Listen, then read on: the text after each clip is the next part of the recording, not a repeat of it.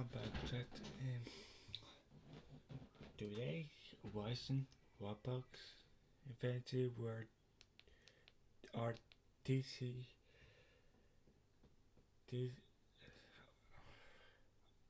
RDC 2024. Let's go.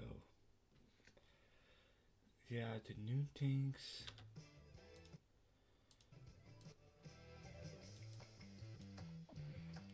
Let's go.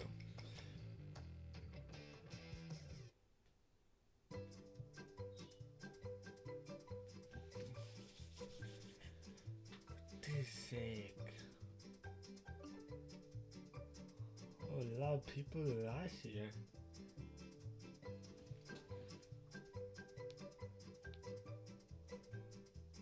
A lot of people this year.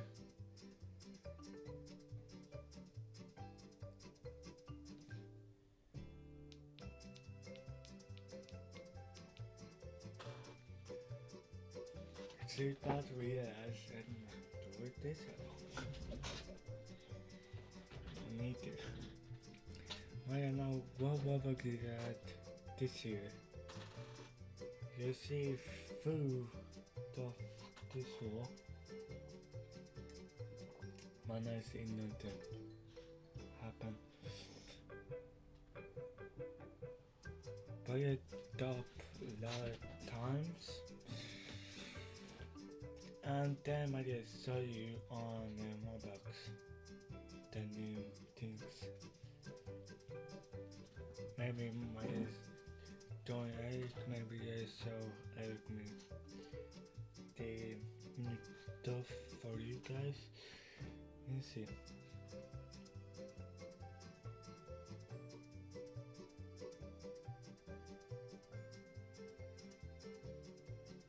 Yeah, quite love stream there, so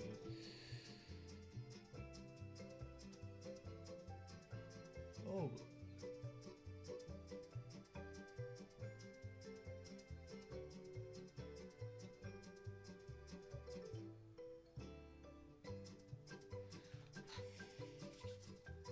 I'm not waiting for it.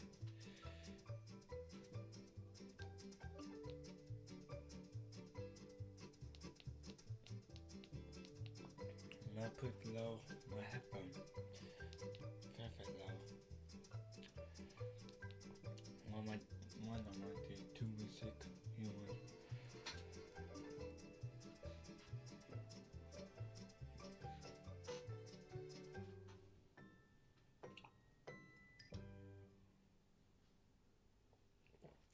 New dart. Oh.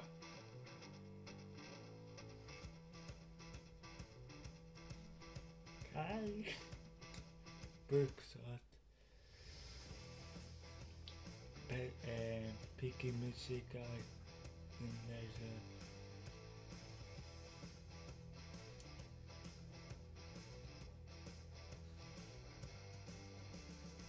how long?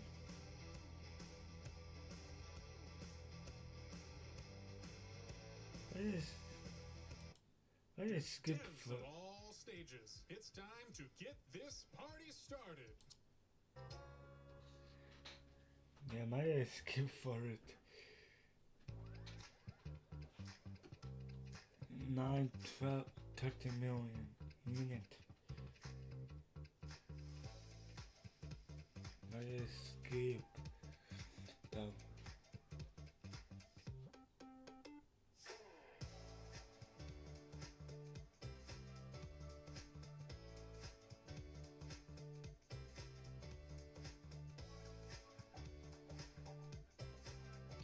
One time I might go in the world soon and meet YouTubers and collab them.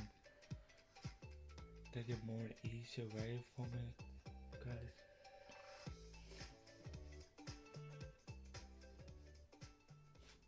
Now you're third.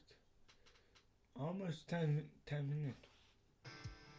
ROBLOX Robloxians of all ages, devs of all stages, it's time to get this party started. So please put your hands together and give a big round of applause for the man, the myth, the legend, Mr. Builderman himself, David Bazooki! Bubbles. What's David doing? Morning.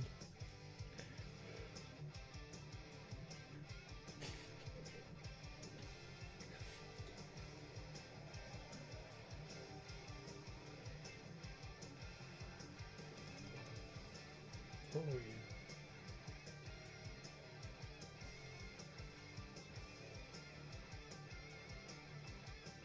Okay, Dubs, you're good now? Well, welcome 2024 Roblox Innovation Awards. Welcome everyone. Woohoo! Woo! I'm waiting for years. When I was Last 2 days have been amazing. in Spain 2 weeks, Very so much. though That's the I way. am away And on now my it's a vacation very special time. on Spain 2 Rarely weeks. in It's really society hot.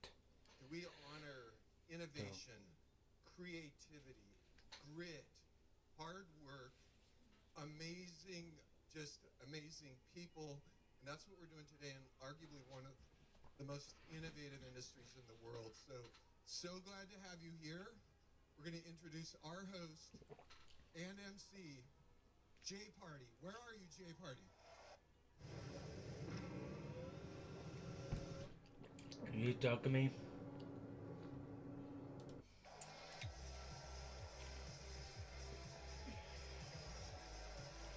What? You have a bike?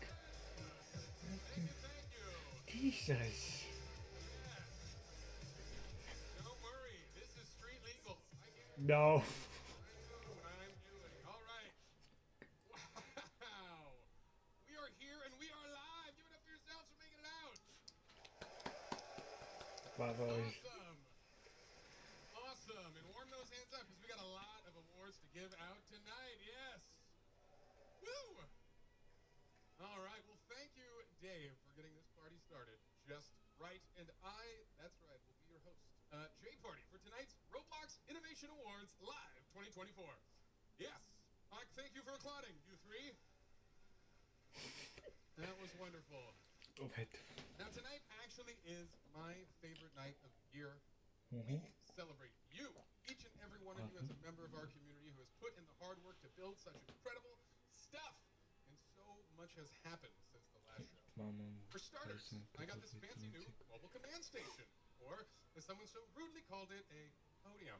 And while being the pinnacle of future tech, it's probably the least impressive thing we'll be sharing tonight. That's right, I'm talking about you and all your hard work. Been some very busy bees. And that's incredible stuff. So where can I begin? How about events? We weren't sure we would ever see events again, and suddenly we've had the hunt, the classic, the Yeah. games. And that's just the I beginning. miss it that Every game, day guys. you find new ways When I to do bring it, joy to millions I'm gonna do around the the world. hunt live stream Speaking of, and I'd like to classic thank our live stream. 5 live No, streaming the game friends. live stream. You may have noticed we reserved the balcony section just Why for are you them. And these are the folks busy connecting with while you're millions gone? around the world, joining us I'm tonight busy live make a across video. the boundless reaches of the internet. So Ideas thank you to like my 5 friends. I forgot like not the This friend would that not be do it. possible without y'all. We know we looked for a venue that could house millions. It did not exist. Question.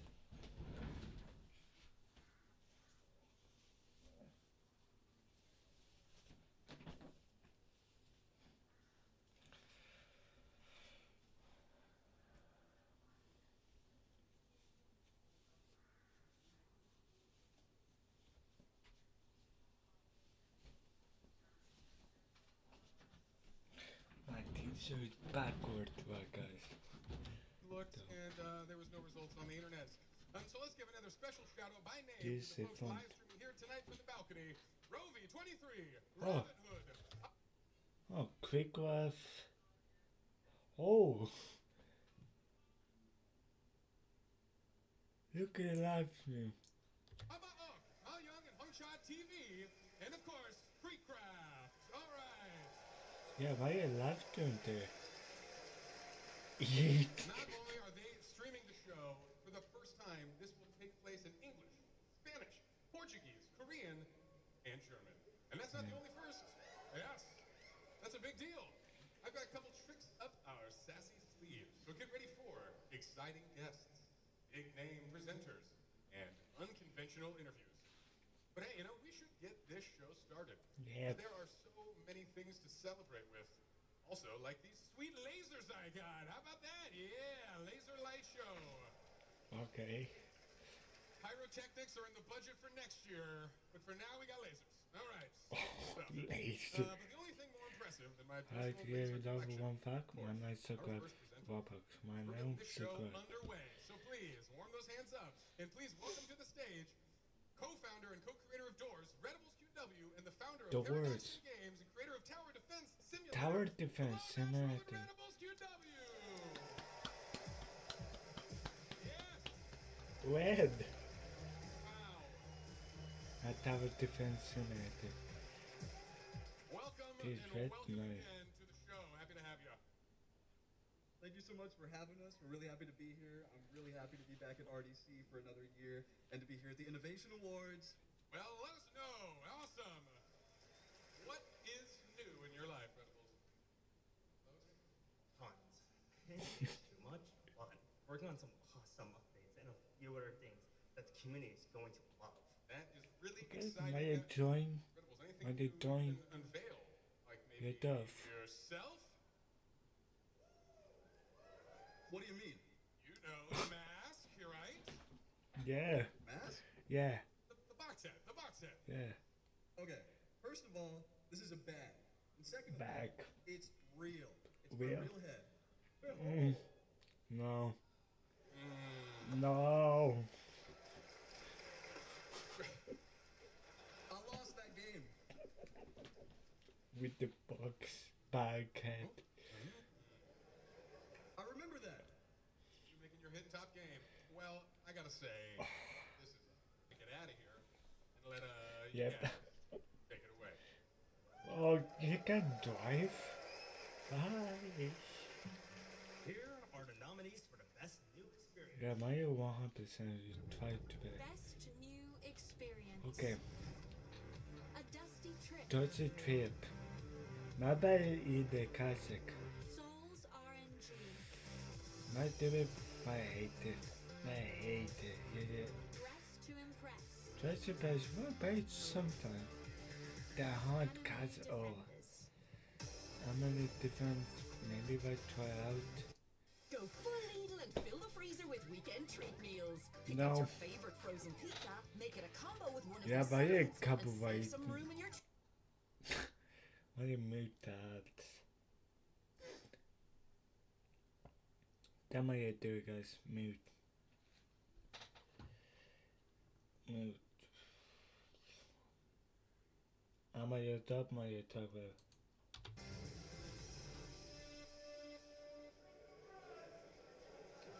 Well, Oof. And the winner is... why let me see this again? So, you add. So you add, like, I forgot Best my new new experience. experience. A That's dusty a trip. I play classic and the hunt. The hunt is nice. Man, I've done a classic. So it's a fun game. My experience. Souls RNG. So it's been good. You have USC, man, I play FK game. Don't like it. I think not even. Dress to impress. First best man sometimes better. The hunted torture me and the classic it torture me.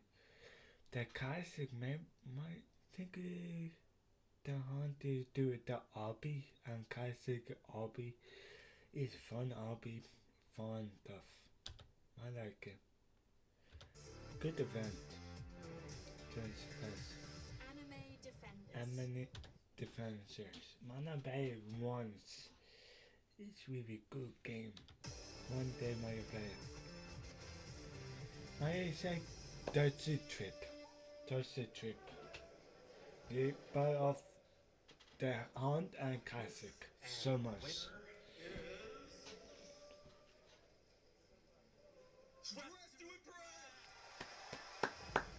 Okay.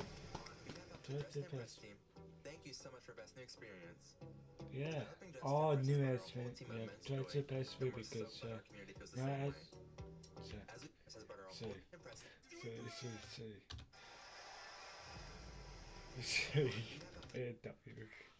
try to best a good experience. You're a fan of the hunt. A lot of people playing. Then classic, a lot of people playing as well. And sometimes I'm playing as well with other people. It's fun, man. The Dress to Impress team, thank you so much for best new experience. Developing Dress to Impress has brought our whole team immense joy, and we're so glad our community feels the same way. As we graciously accept this prestigious award, we promise to continue inspiring and uplifting our community for as long as Dress to Impress thrives. Thank you to Roblox, the team, the creators, and everyone who has supported our game. Much love from the Dress to Impress team. Alright, congratulations again, Dress to Impress. Yeah, very bad. Again. Being named Best New Experience. Very exciting. Alright, for this next award, I'd like to bring out two very special friends again. Co-founder of Maximilian Studios and creators of Frontlines, Clarence Maximilian, and VP of Interactive and Emerging Platforms at NASCAR. Let's welcome Nick Rend and Clarence Maximilian to the show. How many copyright have this video? This live? Welcome, welcome. Well, it is great to have you here. Man, I'm telling you, we would not be any other place right now. You know, funny you say that, because the two of you have not been returning my calls, so I assume you've been busy. How would you tell the world what you've been up to?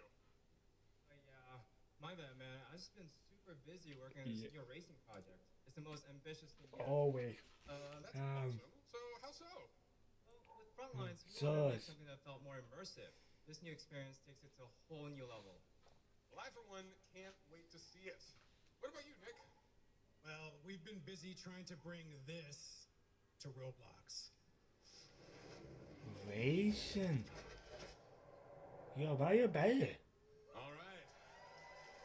Yo, you're a sick game.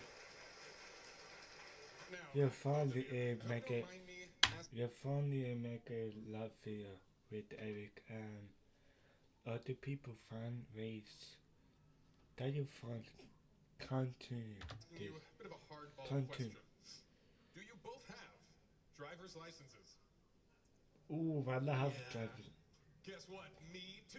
Look, there's a couple car guys just, hanging We out. not. So, now that we're basically BFFs, would you mind presenting this next car-themed award? Absolutely. Here are the nominees for Best Why- Use of Tech. Attack. Best nominee Best use of tech. tech. Lose tech. Flip it. Keep it. Yeah, like a TikTok. Swordburst 3. 5.3. It's okay. Gunfight Arena. Gunfighting, my love this game. This see. The people what they want. My love this game more than yeah, like a Call of Duty almost. It's fun. It's fun. Murderers versus Sheriff's Duels. More than say fun, I like it. You win. CapCut or the CapCut or Gunfight Arena. Oh, yeah. Oh, car guys. Go, go. Hey. Why do you say CapCut? And the winner No. is... CapCut, yeah. Clip it. Yes.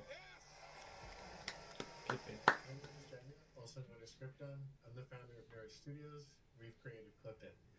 We're super thrilled to have won the Bloxy for the best use of tech, and I'm grateful for all your support, and I'd like to thank the GameFund team for making this possible. I want to thank everyone on my team for pushing through the constant technical challenges that Clip It has put in front of us. finally, I'd like to give a special thank you to Christian Hunter and Angelique Happy Palzotto. birthday, If it wasn't for YouTube, I don't think Booklet would have made it to launch. Thank you, everyone. Keep it. You're so right. Keep it good for the hunt. I like the hunt so much. In making best. You know, man, I forgot. Classic. Oh my, like so good. Your best friend keep it half in there. Best friend. I love it. Your mom watch it. Well, folks, amazing technology like plugins are capable of harnessing creativity and unlocking our full potential. These pillars of progress help propel even the most technically savvy creator forward. For example, in the old days, someone might implement a kill brick by writing this script and putting it inside their first kill brick. Script.parent.touched connect open bracket function open bracket part colon break joins closed open bracket end close bracket. Yep. Yeah. And you see, while that's fun to Why say, in it's annoying to copy RDC and paste on every kill brick thousands of times. It's tedious. It's I'm a time-consuming. ROBLOX Especially every time you player. have to change it, you have to re-upload and change each one individually. But with plugins, those days are gone. You know, I could talk about plugins all day and all night. Get the I'd rather take a minute to pay okay. respects to some of my other My favorite plugins. use the content for my thumbnail. My favorite button. What your favorite?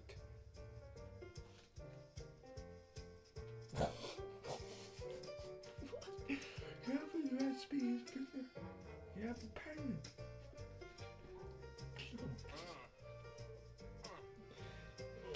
You know what? Wait, we gotta turn this Oh off. my Wait, we gotta stop gosh. this. Although that's a good plugin. Man. I'm being I'm a told wizard. this is apparently not the plugins we're celebrating Yeah. tonight. This is embarrassing. I better brush up on my Roblox.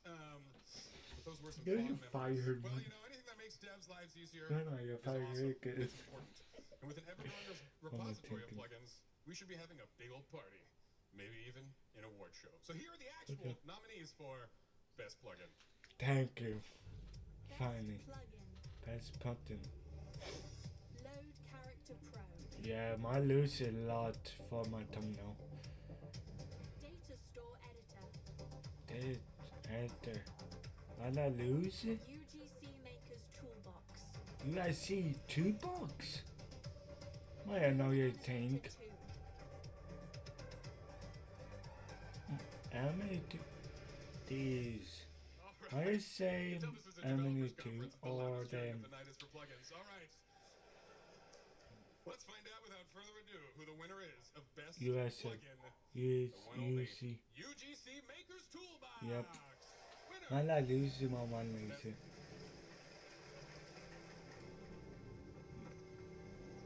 Think it pay? Keeping it short and simple, as a plugin should. I want to make a my own Congratulations, UGC Toolbox Maker. You are making every developer's lives a little easier. All right. Your creations help creators create even greater creations, and that's awesome. I want to create Helping me present this next t-shirt award and is someone who builds pants the hard stuff. for you You can guys. focus on the fun stuff. Let's welcome to the show plugin creator and technical wizard at Easy Games, Slightnick. Welcome to the show. No capping? Okay. You want to make cap? All right, welcome. Welcome. Hey, it's a pleasure to be here. Now, in your role as a technical wizard, how often are you, say, casting spells, or is it mostly kind of an orb-gazing approach? Well, I'm actually not a wizard. Oh! You have some form of magical powers of some sort. So you're I do a lot basic. of open source work with the community. You know, for instance, recently I wrote a module that gives you fully typed networking, along with a wrapper around buffers to allow easy sequential reads and writes. Aha! I knew it! You do cast spells on this audience. Cast spells. Oh, great sorcerer! Are there any new updates on the platform you've been impressed by? Again, not a wizard, sorcerer, or warlock. And I've been impressed by a number of different ones, but the new spatial sound APIs are great. They just give you so much more control. For example, if a player walks into a cave, the audio dynamics change. Details like that are huge. Wow, so cool. It makes you feel like you're actually inside of the experience. You feel like in Only a experience. warlock throws voice like that. Proven. And what a coincidence, because we have an award for things of that nature. Would you do me the honors? Not at all. Here are the nominees for Best Use of Audio and Voice. Audio and voice. Best My mute ad. My ad to have a copyright.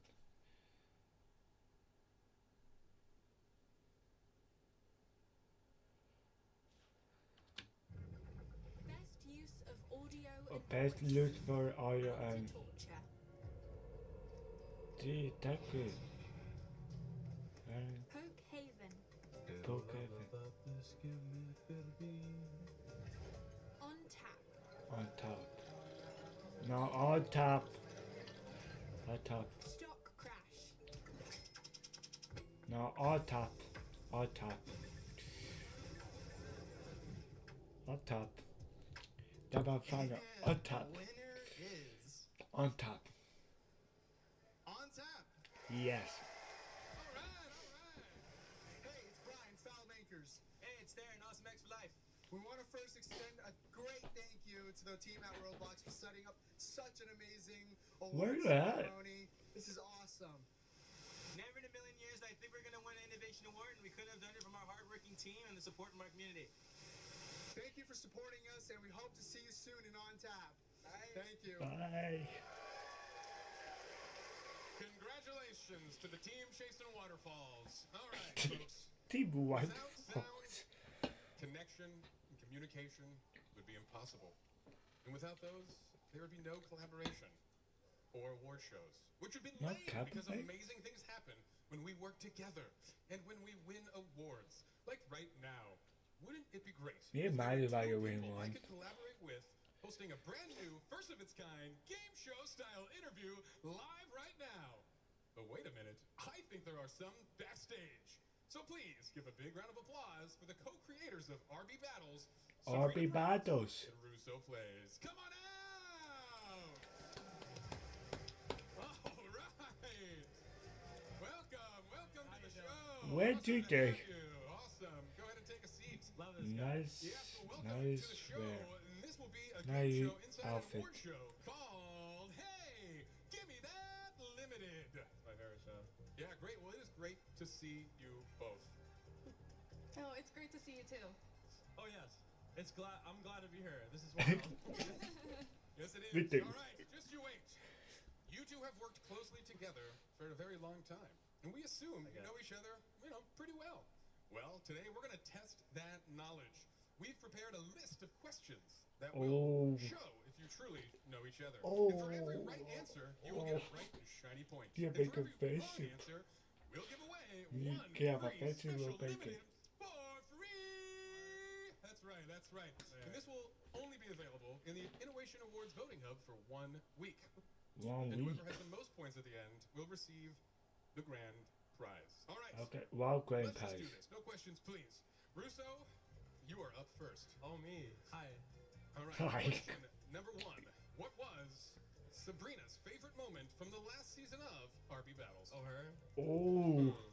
I'm going to say My that lovely Sabrina's moment. favorite moment was watching all the players and streamers react to the final battle. Like, Huh? just seeing the community work together on something that we poured our heart and soul into was, like, pretty awesome. It's kind of the feel-good stuff she's about, or whatever.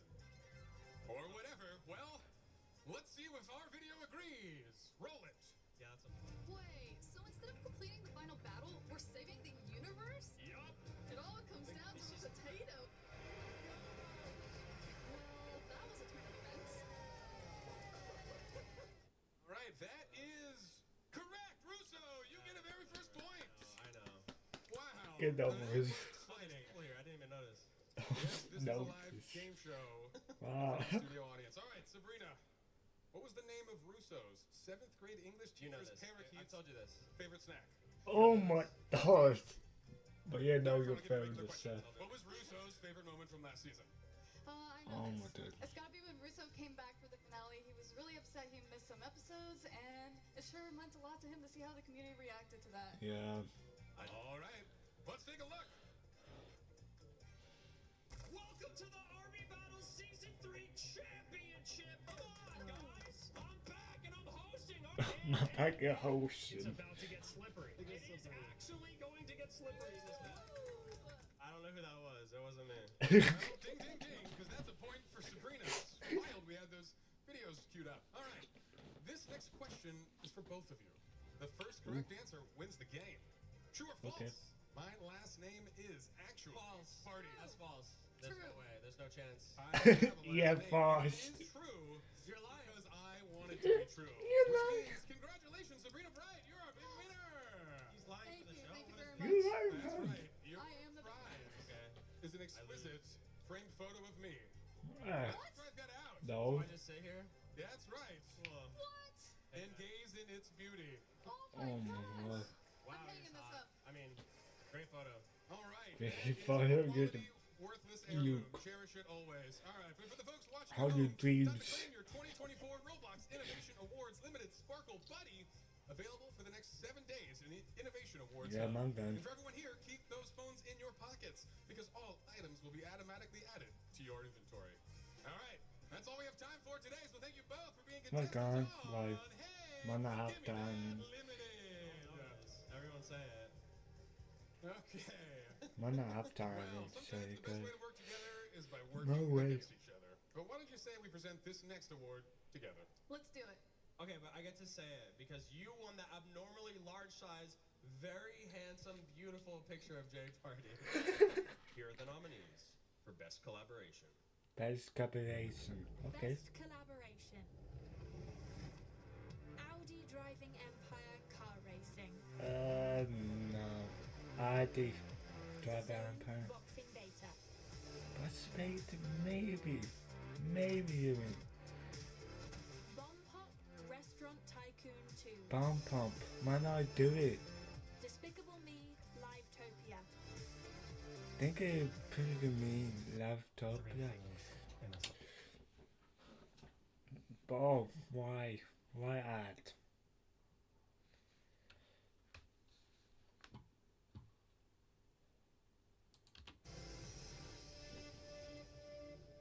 And the winner is Audi and Driving Ah? Empire Car Okay. Racing. Okay. For honoring Driving Empire with the Best Collaboration Award. First, Yeah, I I want think- to thank the I think Driving good. Empire My night development is- team. Not miss You it. are an extremely talented group, and this award is a direct result of your creativity, perseverance, and great execution. Second, I want to thank our community for continuing to play Driving Empire for over 5 years now. Third, I want to thank our brand partners for working with us to make Driving Empire the first Roblox game with authentic cars. Thank you again. Yeah, my bad. All right. Thank you for The having hunt. The hunt, okay.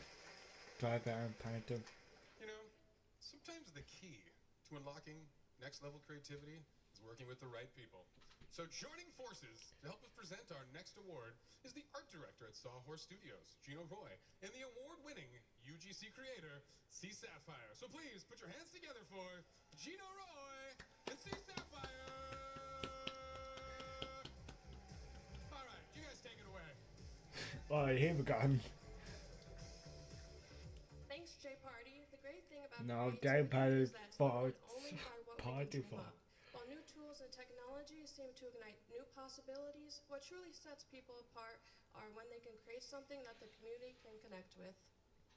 Which is all possible when you express yourself authentically. You And this are community constantly design. pushes each other to reach new heights, which makes this next award a huge one. Here are the nominees for Best Creative Direction. Best. Best Creative Direction. Okay. Dress to Impress. Yeah, driver's patch is popping off. Horse Life. Horse life. No. I'm not bad no more. Like, Secret Staycation. civic taxation. Oh my god, no. Clip It. Cupid is okay. Might say that is best. Trev in the past month. Dress to Impress! Yep. No, man, you're good there. Thank you, Roblox, for this prestigious award. We are truly honored to be receiving such immense support and are incredibly proud of our team for what we have accomplished. Most of all, thank you to Roblox for providing us a platform to bring our dreams to fruition. Dress to Impress team. All right. Congratulations, Dress to Impress. Congratulations. You know, I'm always trying to step up my style game every year. But y'all keep giving me a You real run for changed. my money. And that's especially true for this next trio. Why you So changed? please, keep that applause big for the next round of folks coming out to present our next award. Content creator and stylish human, Project Supreme. Streamer, influencer, and trendsetter, Lana Ray. And digital fashion designer and co-founder of Crush, Rush X! You guys take it away!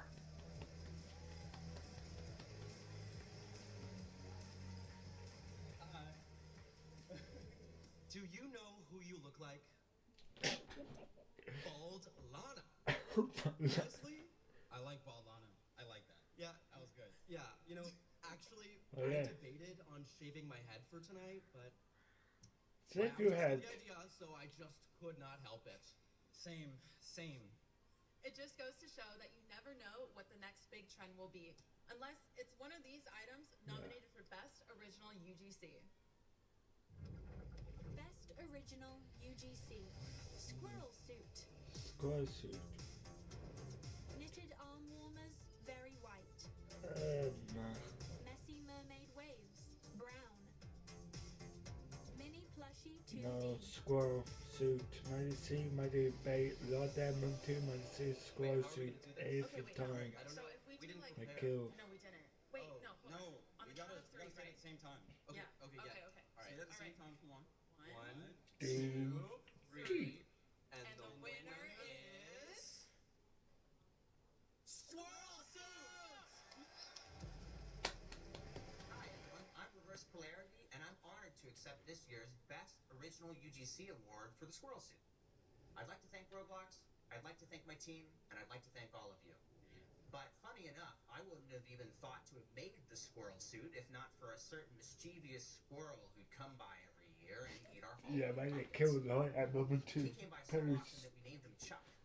He was both our inspiration and the reference we used for the model. So really, this award should be going to Chuck the squirrel. But since he doesn't know how to make a Roblox account or operate a camera, I'm accepting the award on his behalf. I'm sure that if Chuck was here, he'd thank you all for your support and remind you to be kind to your local squirrels. Congratulations. All right. I kill a lot of people's What a wear touching their backstory. squirrel suit. Hard to compete with that. All right. Well, folks, Always. let's keep this show moving while keeping it pretty stylish. So that should be easy for our next group of presenters.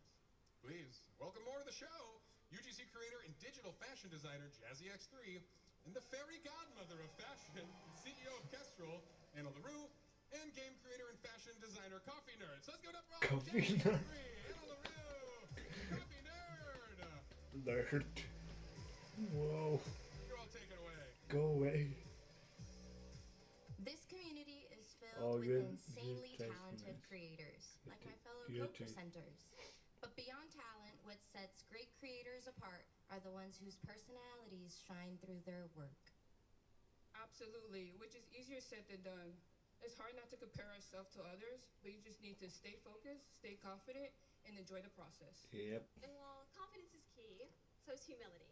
It doesn't matter if you're just getting started Oh, you're Coffee or Nerd. been here forever. There's always a ton that we can learn from each other. And the community's always here to help. So Wow. with that, here are the nominees for Best UGC Creator.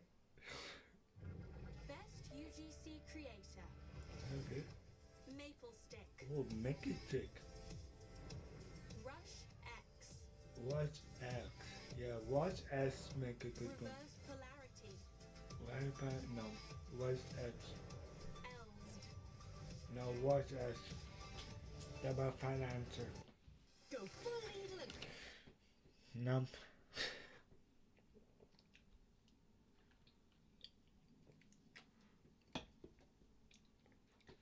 Always add.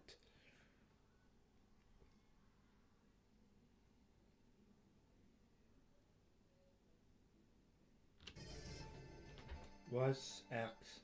And the winner is...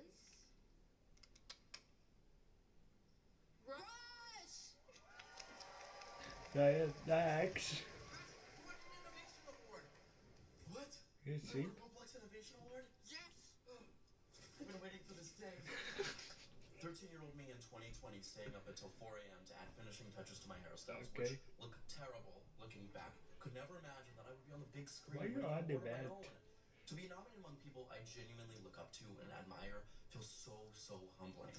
Thank you to Roblox for taking a chance on me, to my good friend Bana, and to our communities for supporting us and voting for me. All right. Okay. You're on the bed. Congratulations. Ah. Well, tonight we've heard a lot of folks talk about the power of collaboration. It pushes us to be better developers, better creators, players, and especially better teammates. So please, welcome our next guest to the show, content creator and team captain of the Giant Feet during the Roblox event The Game. Giant Feet? The one and only, me and you! Come on down, don't be shy. All right. Welcome.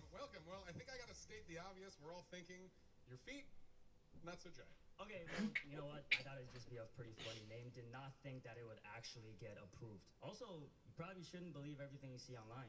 Yeah. Seems like an important thing I should write down, but I'm not. I've got a job to do. So, let's keep going. All right, yeah, that's right. I'm very excited to be presenting the award for Best Branded Experience because I'm a huge fan of all the IPs coming to Roblox, especially the anime ones because I'm a major weeb. Okay. Awesome. Okay. I am equally as excited. And well, since you walked all the way out here on those normal-sized feet of yours, why don't you do the honors? Take this next one away. God, you never ask. And the nominees for the Best Branded Experience are... Okay. Fun. Best Best brand experience. Lamborghini Lab. Lamborghini Lab. This is good. Walmart. Hey. This is nice. Why get the headphone? Ban Ban RP. What? Good. World. What kind of Bam?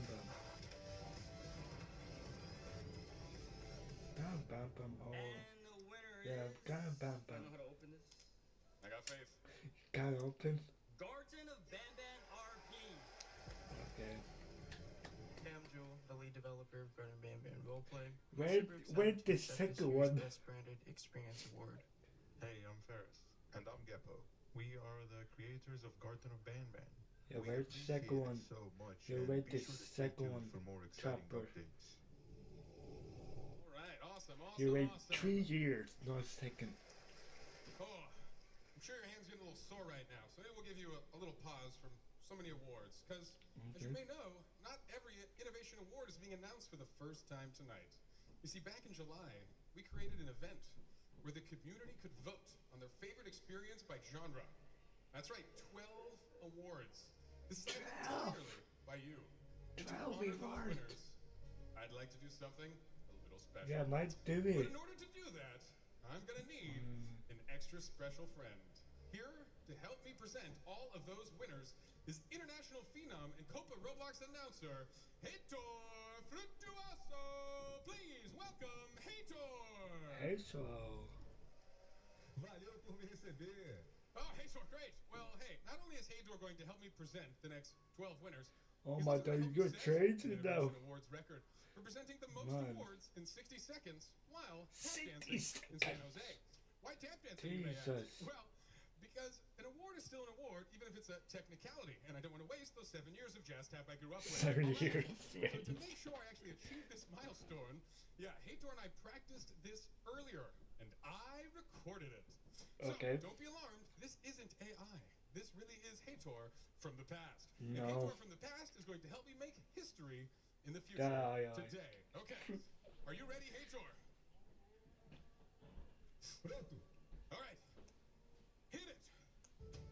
Melhor hobby. Tower of That's Hell.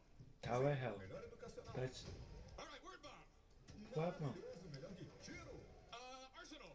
Also, Melhor jogo de RPG de ação. Okay, Blox Fruit. Food. I believe it's strongest battleground. Car crushers 2. Oh, ACN 2, car crush 2. Okay. Doors, yeah. Doors. Oh, let's order doors. Yeah, let go. Doors 1, the harder. Jesus. Oh, I know this one. Brookhaven. Brookhaven. And strongest battleground. Let's take the people.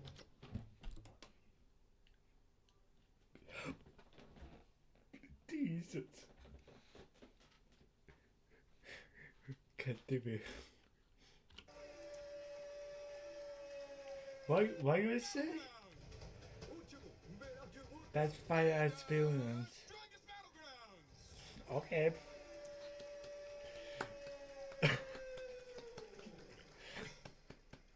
Congratulations. Awesome. Well, I'm gonna fire the writer after this show, but hey, that was something else. Let's not do that again. But hey, No. all the winners Please. for taking home the gold in our first ever genre quickfire challenge. That was a lot of fun. Oh, and I'm a little tired. Yep, you are tired. Hator, give it up one last time for Hator Frutuoso. Otherwise. All right. Well, call me crazy, What? but I think it's time to Beeping present. outside. That's right, you guessed it. Another award. And it seems like every day, this community has achieved a new and outstanding feat. Like Clip It, reaching 800 million clip views this week. Or Creek, hitting 10 million subs.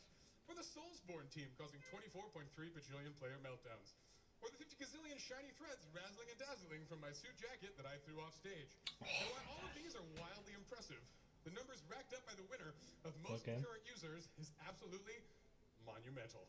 With 1.6 million concurrents, 1.6. this award goes to none only but Bloxfruits. Bloxfruits. Here for Bloxfruits. Good collection, my foot. Jesus. More losers than 1.6 billion. All right. Not too bad. Thank you, Bloxfruits Good team. job. 1.6 million is a 6 bonkers or record for folks 1.6 playing million. concurrently at the same time. Oh my god, same You know, time. it's hard to get four friends to Why agree to see is a that movie, billion? let alone a Right, million folks to million. play at the same time. But one thing that no one can argue with is that these next two folks know how to bring big groups of people together. So again, please say hello to international streamers and content creating superstars, Bees Plays and Bees Plays. Batista! Come on out!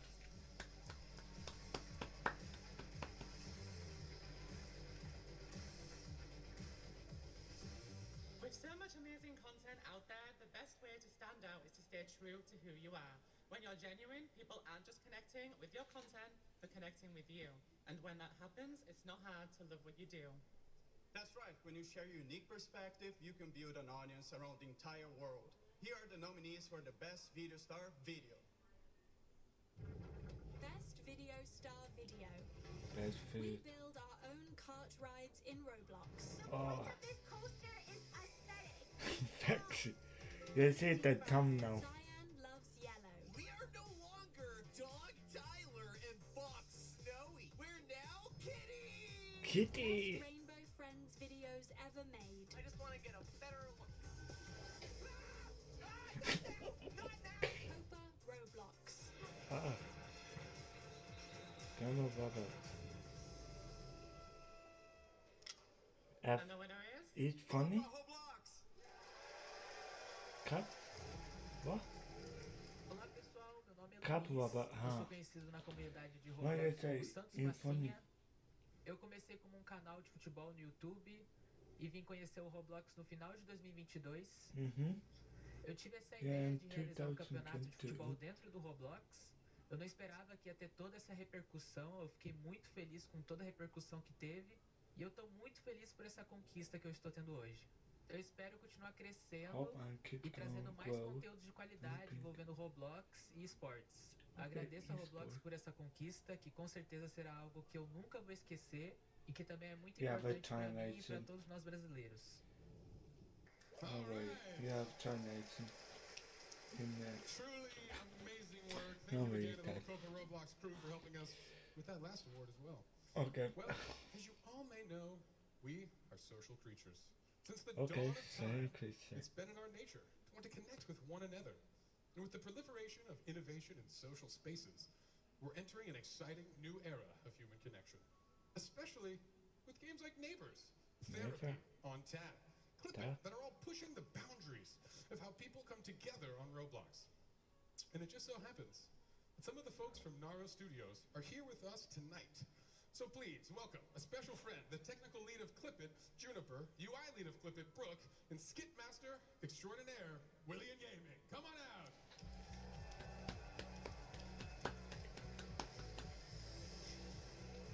All right. Come on up. Step on up to the mic. Don't be shy. That's right. Welcome and hello. Before we dive in, I think I need to get all y'all's opinion on something very special. Sure, what's up? Okay, after reflecting on all of the great Roblox awards we've done in the past, I felt inspired. So I used that inspiration to make my very first clip on Clip It. I think it's somewhat of a masterpiece. Okay, of course, show us. I'll let all of you Show be the us. judge. Let's roll it. Yeah, come on.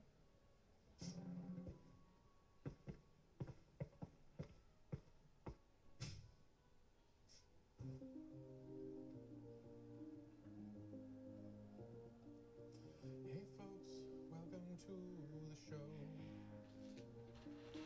We're coming to you live from the Roblox studio. The third annual Bloxy Awards, bigger than before. With 27 categories, there's oh so much more. With Phantom Forces and Speedrun Ford, what kind of pizza place? With arts and video. Fashion. Oh, gosh. Well, I thought it was great. And? Wow, that was really good, but I swear I've seen it somewhere before. Didn't we help you make that? That's probably true. I can make that. Anyway, should we submit it to Sundance now or after the show? How about after? All right, let's do it now, because that guy said so. I'm doing it. You guys do this. Bye. Now, some devs will create an experience with the hope that someone will make a piece of viral content with it. However, some people might build a game that's designed to actually make content, like Clip It. Thanks for the shout out, Willie. As devs, you always strive to make something that is iconic. Something so iconic that it's immediately recognizable and almost takes on a life of its own. Whatever platform they may use, the creators that become icons are the ones that are immersed in the community. Just take these nominees for example. It's no coincidence that they're up for Best Video Star. I'm so excited. Sevi. Okay, let's see. Best Video Star. Best Video Star. Creekcraft. Creekcraft. Jump scare. That's a jump scare. That's what I'm supposed to do. Oh. His brown eyes, his eyebrow eyes. These lips is my lips. You cannot tell me this face doesn't look like my face. Like, do we see the comparison? Hope. Oh my god, I'm flying Poke. We did it! We did it! Connor 3D. Okay. Oh, Henry Tutorial. Creekcraft.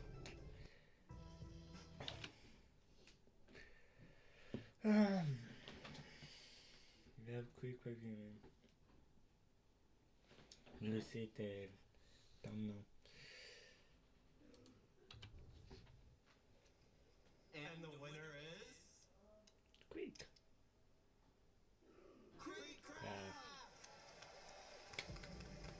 Hello there, Creekcraft here, and if you're seeing this, well, that means two things. Number one, I won the Video Star of the Year award again. That's crazy. And also number two, the Innovation Awards didn't get canceled this year, so that's awesome. I'm glad. Never mind. Anyway, thank you all so much for voting for me. I really appreciate it. Winning this award again is insane. Like, I literally don't have room on my shelf. I'm gonna have to make room. But I just want to say thank you to everyone who voted for me. I'm really glad all the free Roblox bribes worked. We're gonna try it again next year. Maybe we can go 2 in a row. And then also, I just want to give a huge shout out to all the other nominees: Connor, Hope, Lana. You're all amazing. You guys deserve this award as much as anyone. Thank you. All right. Creekcraft. Wow, we should should really screen those acceptance videos before we play them. All right, last one. Whoa. You have all heard a lot from me tonight. And don't worry, you'll hear more. But I think it's about time we hear from all of you, the community. And to find out who you picked for this year's People's Choice Award, helping me present this next award are two Welcome to the show, puppetkreekx, mana take Watermelon, Ibella, and the developer of the one and only Beeswarm Simulator. Welcome, Onet and Ibella. Come on out here.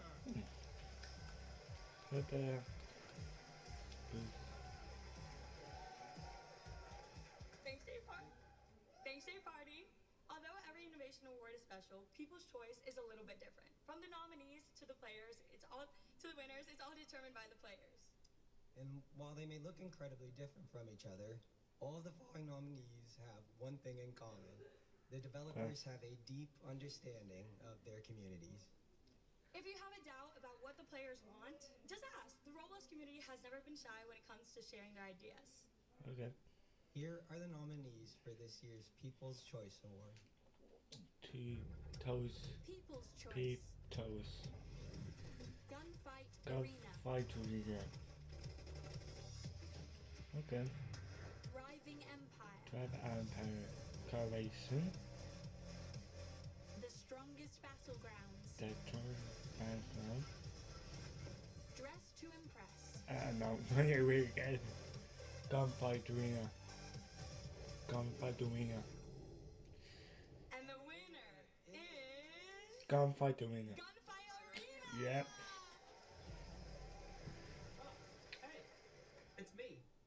Jan. Oh, you die. No, thanks everyone for voting Gunfight Arena for People's Choice. And I guess if you're watching this, we have won. So that's awesome.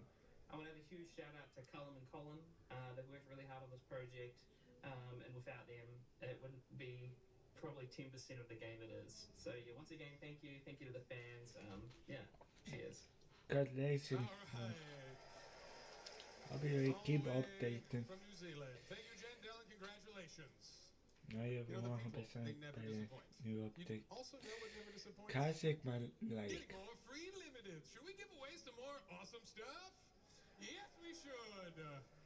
Whoever said no, you're in trouble. This sounds so I think it's time for round 2 of everyone's favorite hit new game show. Hey, give me that limited. All right, that's right. Please welcome 2 more contestants and members of the community. They are experts at giving people exactly what they want. It's the Chief Design Officer at Twin Atlas, Abstract Alex, and Director of Business Development at Twin Atlas. Of course, it's Bereza. Give it up for Bereza and Alex. Yes. All right.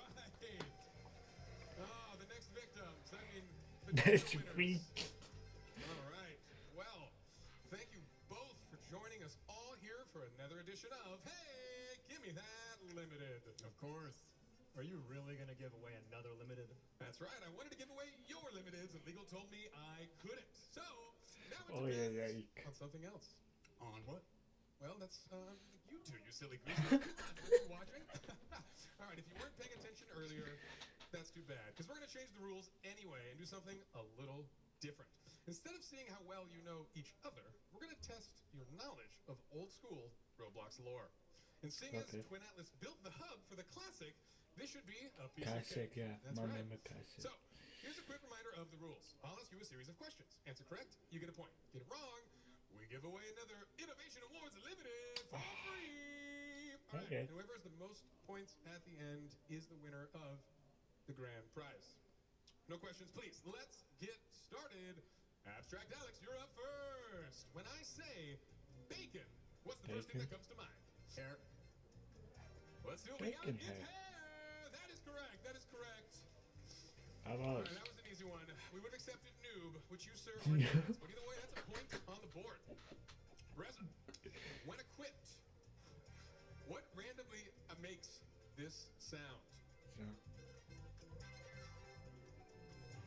Maybe silence. E for laugh. DJ Party, Witch's Brew Hat. Brew hat. Double toilet brew that is correct. And look at that.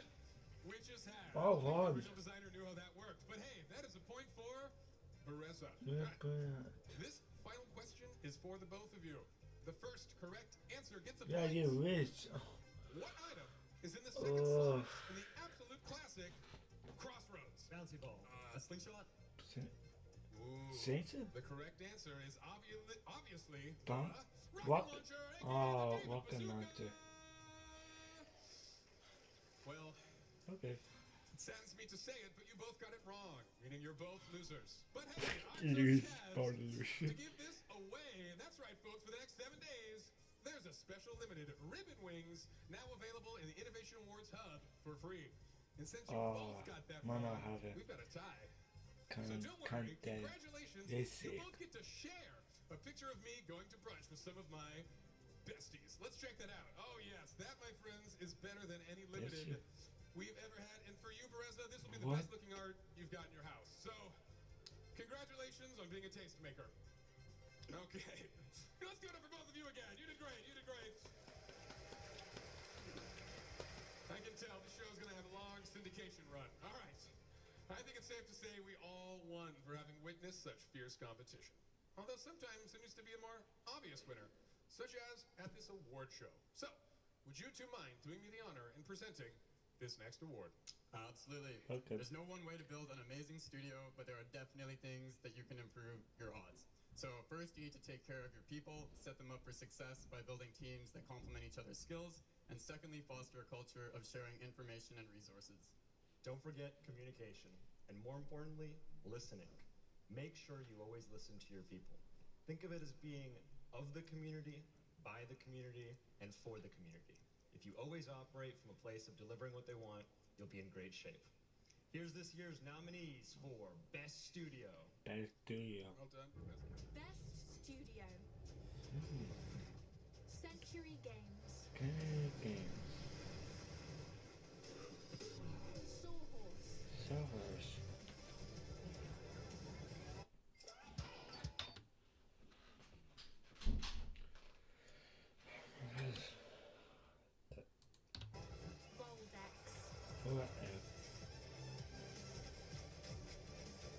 Splitting Point. Splitting Point.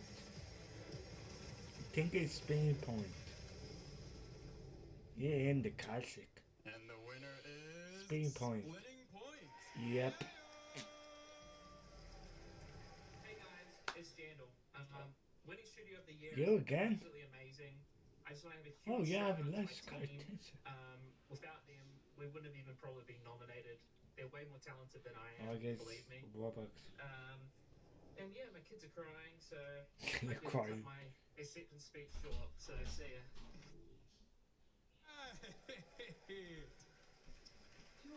Oh, congratulations again, Splitting Point. Doing some wonderful stuff. Huh? And taking home the honor of Best Studio is an impressive achievement. You know, folks, I've had a lot of fun tonight. This, yeah, I had fun.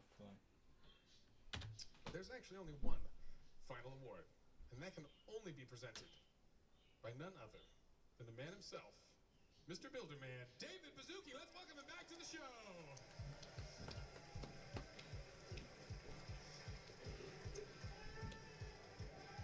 Woo!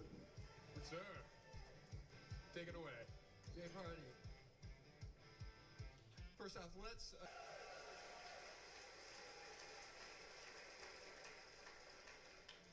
There's something unique about the Builderman Award of Excellence.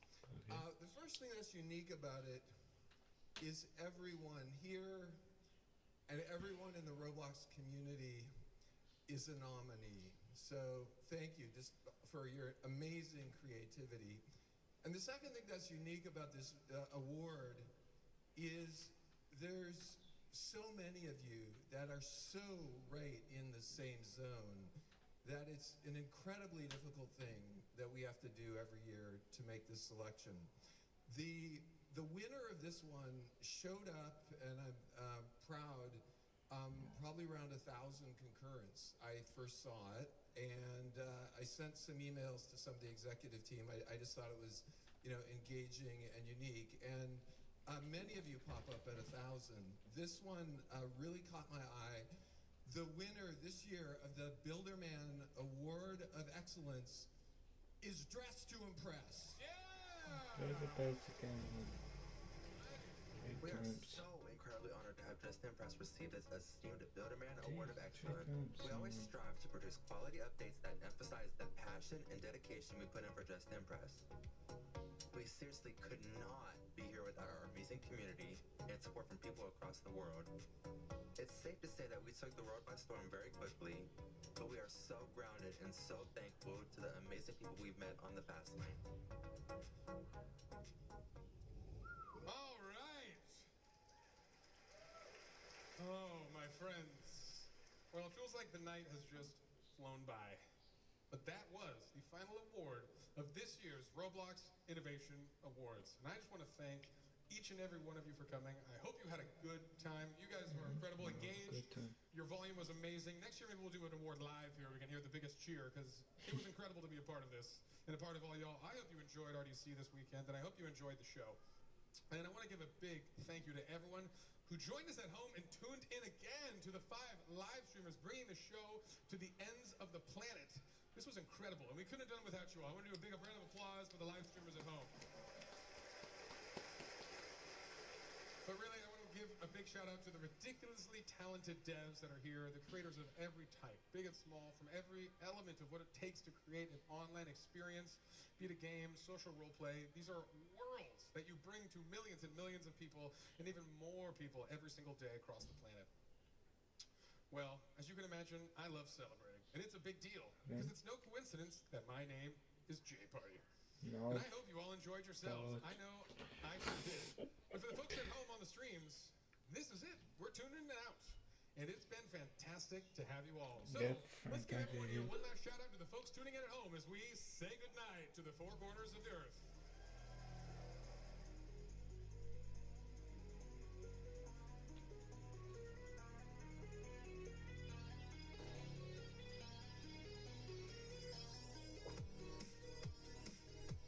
Dave,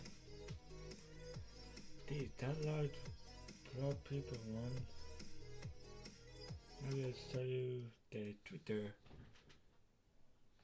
Yeah, I think Roblox have more.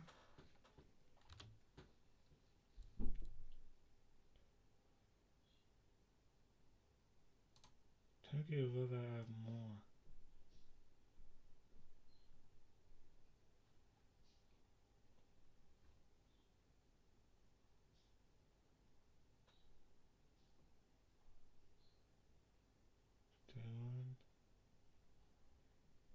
What was day one?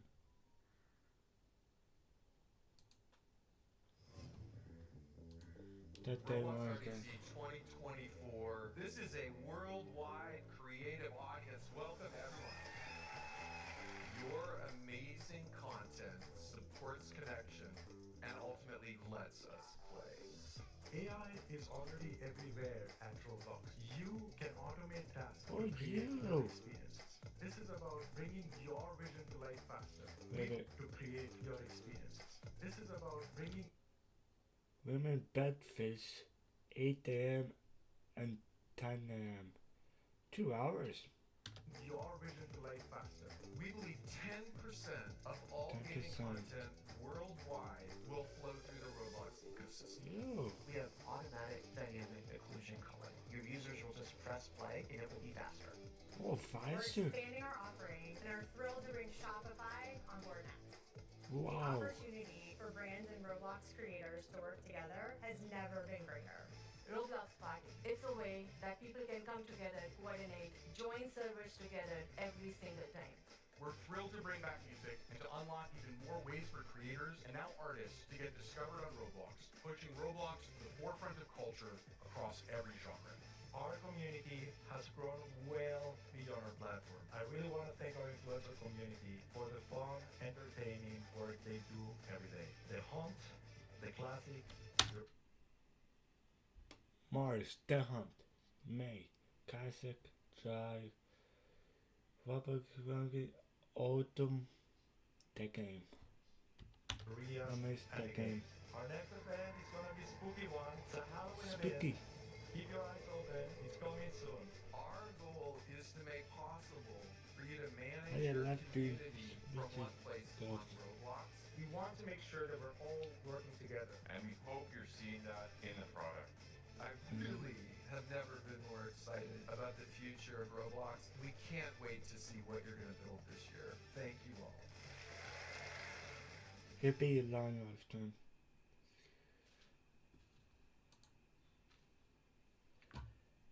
That's it. Highlight. Email highlight. Other. Yo, not bad. Wow. USA Kaya 21%. Europe 14%.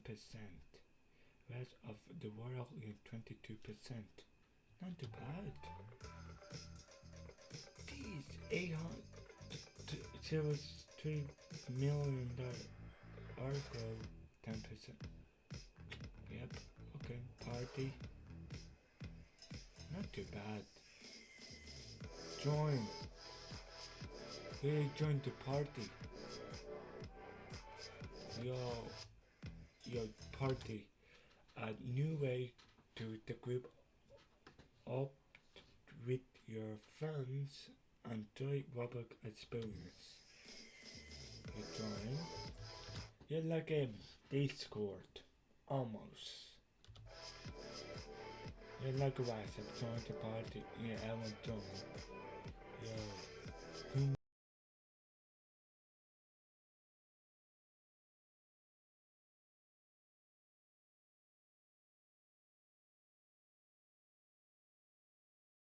The comments comments with pairs who share your favorite Roblox experiences.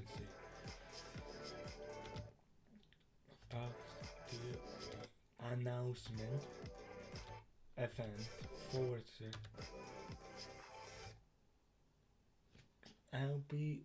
LFG bug question feedback.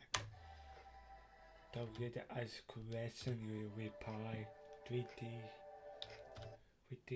funny mod built at open sunny Maria model to power guns and sminger. Okay. Grab a red truck. This is a great 100 of yo. Create aluminum punk truck and new ways reward create of beginning new users to Roblox. New punk track. Wait. Create a fair project bringing new user to Roblox and earn up to 50% and 10%. Okay. Create can sell paying on your Roblox experience. We despite shopping by later of this year. Yes, gonna buy shop? Yo, you buy in the world and in the Roblox. That's sick. I like it. This year you be music. A efficient creator of sound and scanning on Roblox. Yo.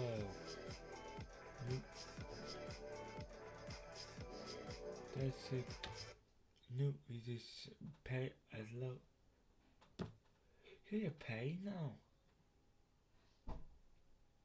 50%, 60%, 70%. And you pay. Okay. Sick.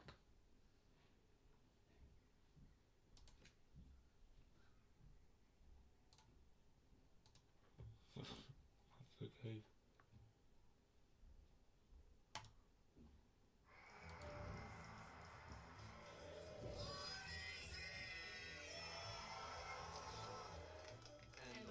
Yes.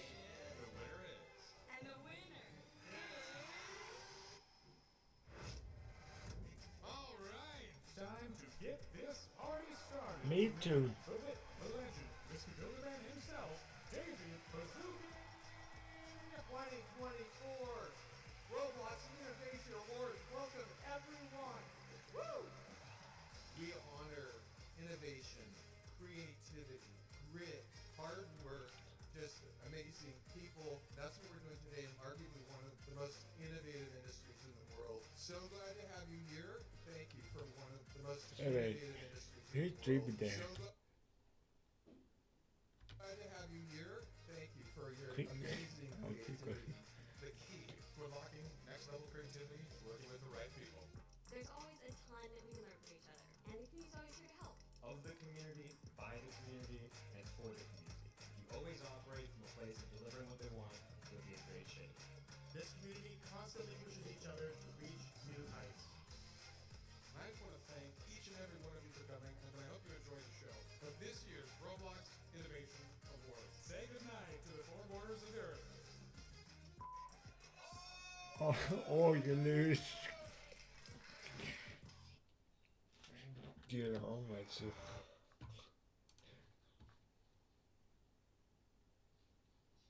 He lost. Bill and Vincent are on the quarter.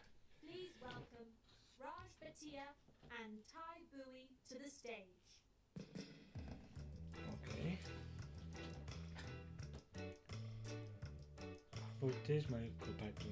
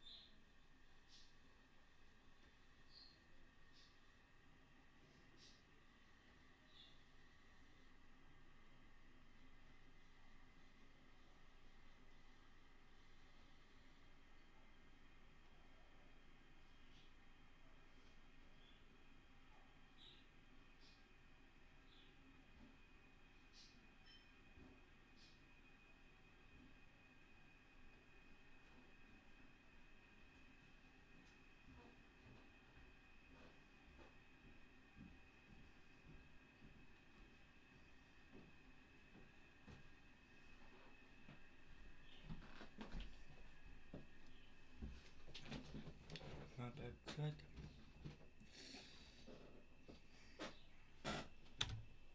Yeah, you're having a good RDC.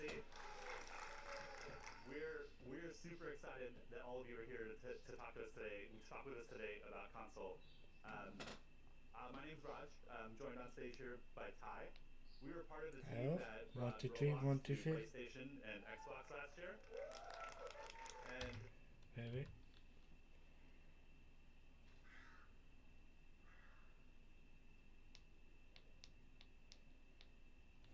It brought Roblox to PlayStation and Xbox last year. Yeah. And again, really excited to talk to you about building a business on console. Mm-hmm. It was a super fun agenda today. We got three sections. The first one is the opportunity. It was a big year for consoles and Roblox, and we wanted to make sure you were all aware of the opportunity that it presents for you. Second, what actions can you take? Console is a whole new world, and really we want to make sure you have a good idea of the best practices on what you can do to optimize your game for console. And then third, we want to give you the opportunity to learn from other successes. So we'll end with a panel with some of your fellow developers and creators from games that you all know and love, Gunfight Arena, Jailbreak, Ultimate Football, and one of our platform partners from Xbox as well will be joining us. So get your questions ready. Right. So this is any panel. Right? This is great. You guys are a loud crowd too. This is good. All right. So as I mentioned, it's been a very exciting 12 months. We welcomed PlayStation to the Roblox family, and we launched a completely new console app on Xbox. And I just want to take a moment here. We've got friends from Xbox and PlayStation in the audience, and as a community, they were great partners. Just wanted to take a moment to celebrate them. So if all of you can cheer for them for a second. They did a bunch of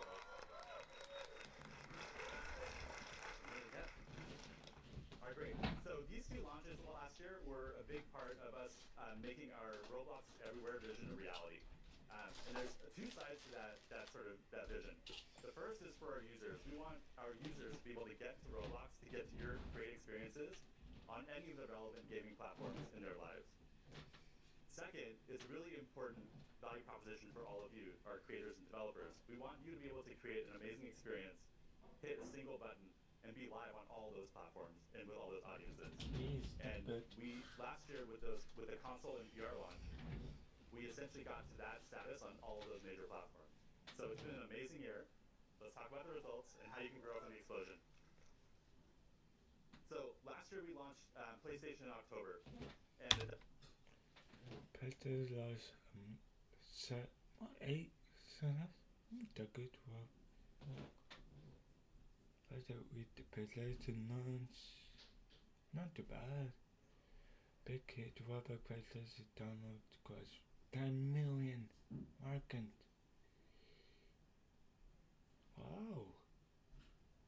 Roblox being the third most popular game on PlayStation in thus a week after it released.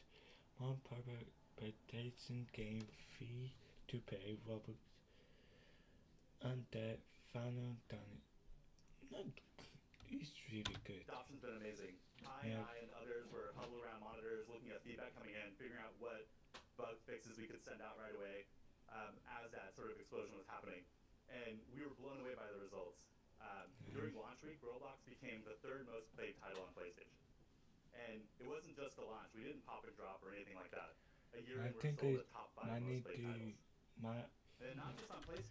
I do tomorrow doors. That's my time. When I'm not gonna see. I have my bird. Money have to gain my bird. But over on Xbox, do we that launched a universal tomorrow? app. And after PlayStation launched, we saw something that we weren't expecting at all. We saw Xbox starting to take off on growth as well. And one thing that we noticed there was friends on Xbox were finding their friends on PlayStation, and friends on PlayStation were finding their friends on Xbox, and they were co-experiencing together. And it was clear that we'd unlocked this latent need that people have.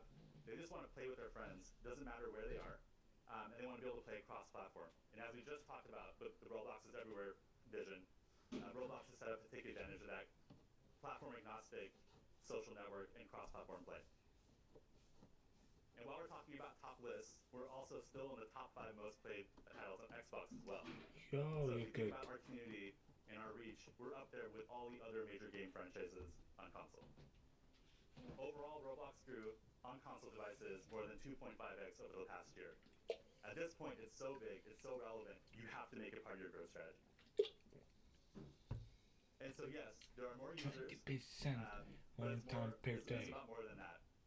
These users are more dedicated gamers gamers. try As you can see on a the screen here, console on average, is they spend 20% more time on per day Roblox playing than versus our benchmark of mobile mobile. user. And then no More surprise here, than alongside that higher user. engagement, those dedicated gamers spend more as well. And this generally makes sense, right? If you're a console user, my users spend more. Console user every spend money on the game. Then spend 2 times more per hours than my user. Mobile user, look at console more mobile here less. Might not lose my mobile. Might not lose to console, might lose PC. Play some more. PlayStation, Xbox. If you've ever bought a game on console, you know that you spend money, you then consume that content, and then you're primed to spend that money again. Okay. When you put it together, that higher engagement coupled with their higher propensity to spend, these users spend a whopping 2x more per hour than mobile users. Jesus. Let me just say that again, especially given there's no numbers on the screen, and the text might be small for people in the back. Console users have spent 2x more per hour than mobile users.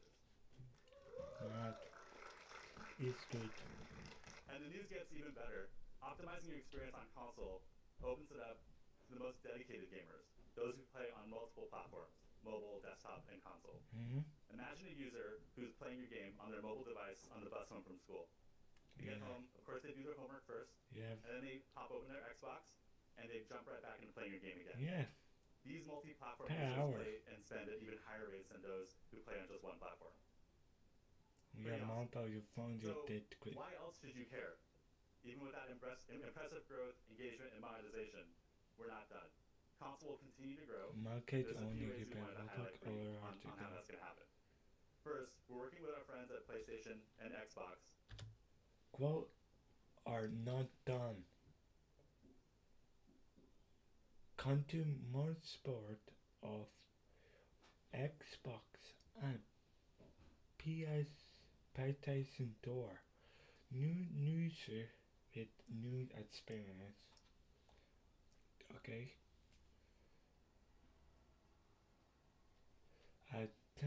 With PlayStation, we first on Japan is early quote with us. You're going to event. Your event is that your sleep event that we got on. That is sick. To get more visibility and merchandising opportunities for our platform. We're working hard with them to get more promotion for Roblox as a platform, for events like the games and that thing that we're talking about that's going to happen later this year, and directly into your experiences. Second, a lot of the growth that we're seeing on console is from new to the ecosystem users. These users bring a lot of new expectations, a lot of new opportunities around genres, and a lot of new social connections as well that will help the platform grow in popularity. Ty's going to talk about some of those in more depth later. And then third, on international, PlayStation is super strong in international markets, as an example. In Japan, for instance, where Roblox as a platform is early and just getting started. Given that we're starting to see some really interesting IP, like some of the anime IP coming to the platform, and the fact that we're on one of the most powerful consoles in Japan, we expect to grow strongly there, and you'll all be able to benefit from that expansion. Bringing it back to the platform, you may have noticed that we recently launched today's picks on mobile and desktop. We're working, I'm happy to say that we're also working on bringing this to console as well, where we'll have curated lists of the best experiences for the... That's more nicer before. This more nicer before. On Roblox. I'll just show you. Then do I pick. I spin and it's up to and comment update higher quality and more. Look, I just show you. Off my screen.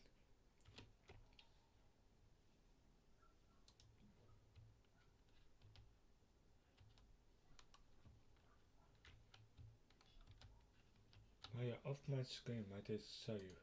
Console audience. No, see, I just show you now. Where is my Roblox?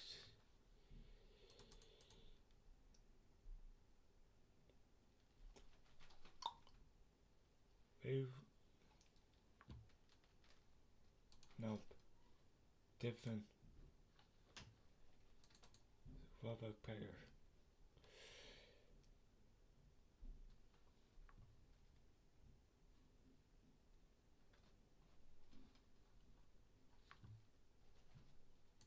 No. What am I have this on?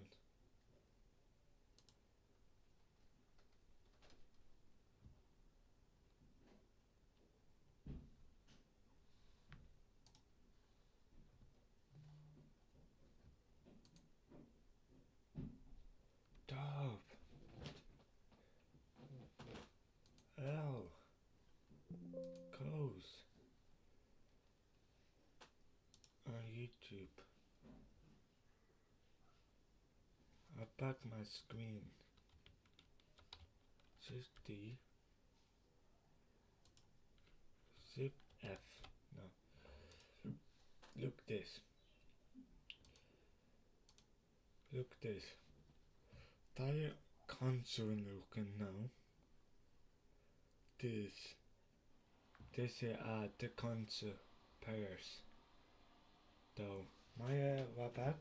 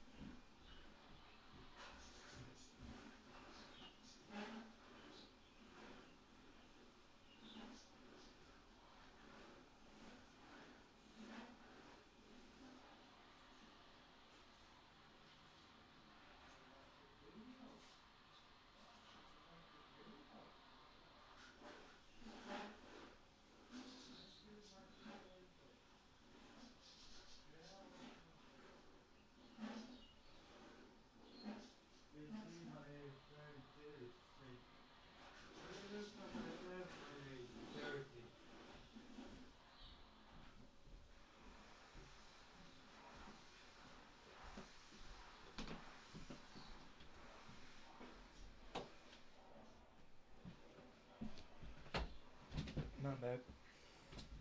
That is sick. That is really WB. So of course, the concept of this is what makes a great console experience. What can I do to make my console, my game sing on console? I'm glad you asked. My friend Ty here has all the answers, and he's gonna tell you all about it. Thank you, Raj. He called me. No, this is the most energetic I've seen in a session. I think it's the caffeine, I imagine. Thank you for joining us. Quick, again, side note, they said don't wear the hat. You guys know me, the hat's part of the brand, I have to wear the hat. They said wear the Roblox shirt. This is my favorite pie chart themed character. No, we're going to talk about how to optimize for console. So, we'll be pretty fluid about how we pick which games to promote on today's pick. Do I hear everything, guys? We do know of some of the best practices for console games, and we're going to share with you. Yeah, I hear everything. Share those with you today. Later on, as Raj mentioned, we'll bring out some devs who have some successful you hear me say? For Roblox on console, and you can throw your questions. You hear me say? Now, there are a lot of ways to optimize your game. We talk a lot about them generally. Most of you work on everything. That's good. My voice not good on my retention incentives, channel. Great graphics, performance. We have whole sessions on that. Today we're going to talk about 3 things that are more specific to console. So genres, which category your game's in, gameplay, console users want gameplay, and then design specifically for the hardware. Too bad. So first we're going to jump into genres. Genre. Okay.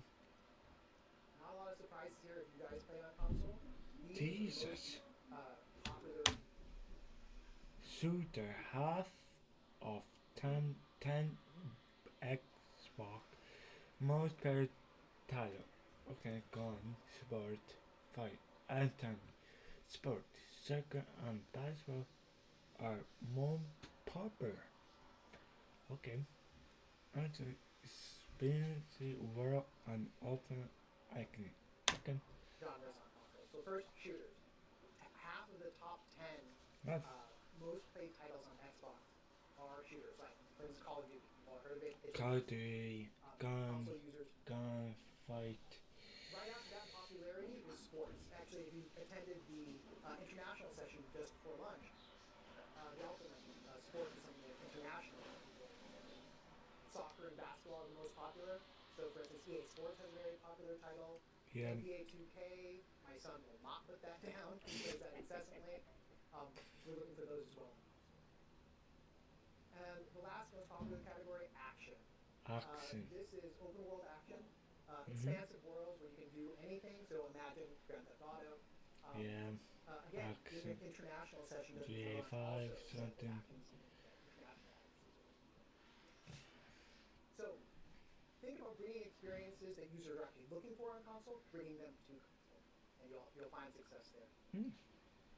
Now, there are examples from Roblox as well, and we have the panelists here who can speak to them. So, for instance, Gunfight Arena is a shooter. Yeah. Ultimate Football is an incredible game. I love it. Yeah, that's obviously in the sports category. And Jailbreak is basically not as slick. That's good. So what can you do about this? If you have an experience in one of these categories, optimize them for console. Right? Don't just bring over the mobile device, the mobile version. Actually put some effort into it. We'll talk about the details. Yo, that's if it. you're dreaming up a new experience, consider these genres, both for console and, as I mentioned, for international as well. We have templates in Studio for all of these categories that will help you get kickstarted in your development experience. Yep. You're more easy to find. That was genres. Now we're going to go into gameplay. Gameplay. Okay. So, you know, of course, firing up your PlayStation is very different than pulling out your phone, right? You pull out your phone, more. You're waiting for your Uber, you're waiting for lunch, you play for a minute, you get back out. Right. It's when you're firing up your console, the model. Doritos ready, Deep consumption. Mountain Dew. I don't do that. They're too old for that. But if you love Doritos, you got that ready, you're sitting down, you've got your soft spot on the couch. So we see that behavior. We don't track the Doritos. Deep But we do see the increased session time. So in fact, console users spend 50% more time per session than mobile users. So what does that mean for deeper, longer gameplay?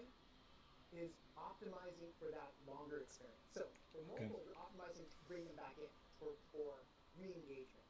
For console, you're optimizing to keep them in the game. To reward them for that depth of time spent.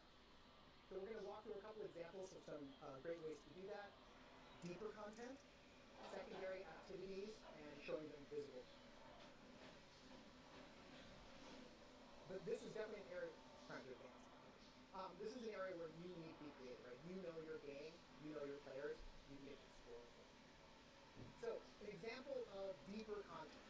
Right? This is Jailbreak. I'm sure you're familiar. It's not just more levels, it's deeper levels. So this is an example of that. Jailbreak. Yo. The GA5? Jailbreak not does more content but deep content. Use smack. Ooh. Okay. We found experiences. There are so many places you can come.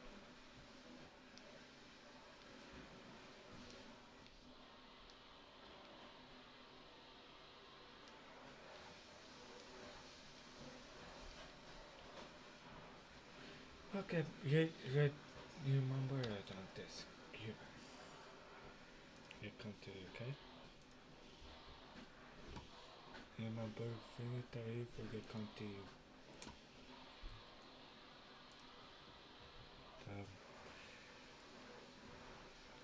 How many left? 1, 2, 3, 4, 5, 6, 7, 8. 8. Jeez. Yeah, might do one my soon. Though. You're not using me a while? Hey, right back. Might do one soon.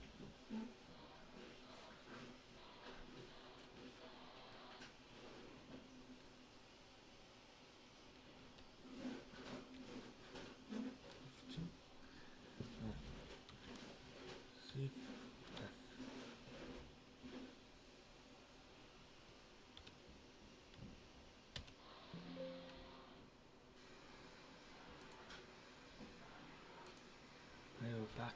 Yeah, look this.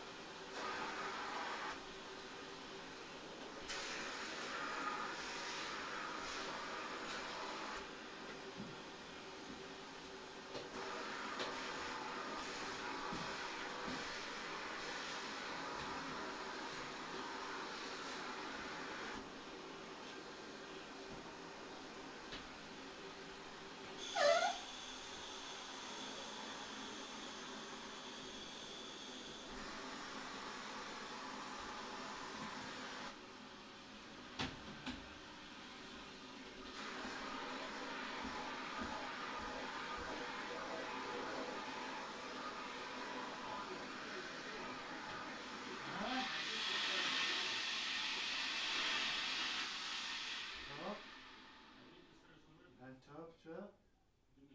Top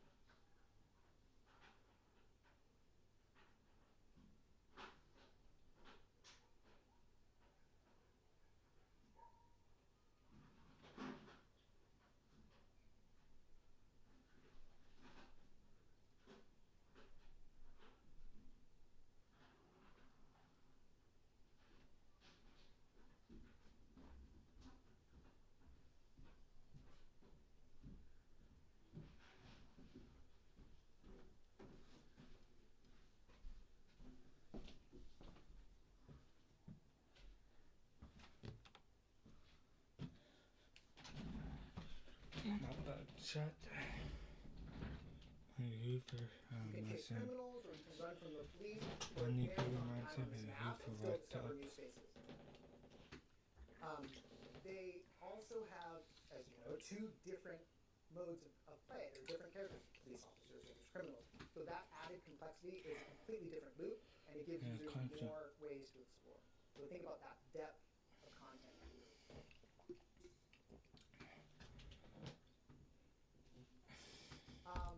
So an example of secondary activities. This is from Ultimate Football. Obviously, the main game loop is about playing football. But this is a screen of how to customize your player, and customize the uniform, and customize the actions and animations. This is very common in AAA titles, and it helps the user stay in the game when they're trying to take a break, let's say, from the main game loop. You hear me? But it's not just about that deeper engagement. In this example, this is an alternate form of monetization, right? You can actually buy the cosmetics here. Okay. And you hear me, guys? 1, 2, 3, 1, 2, 3.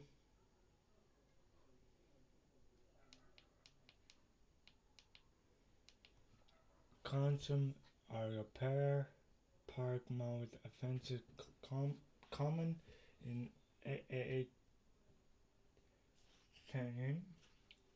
tile. Users stay in the game when they take a break of the menu loop.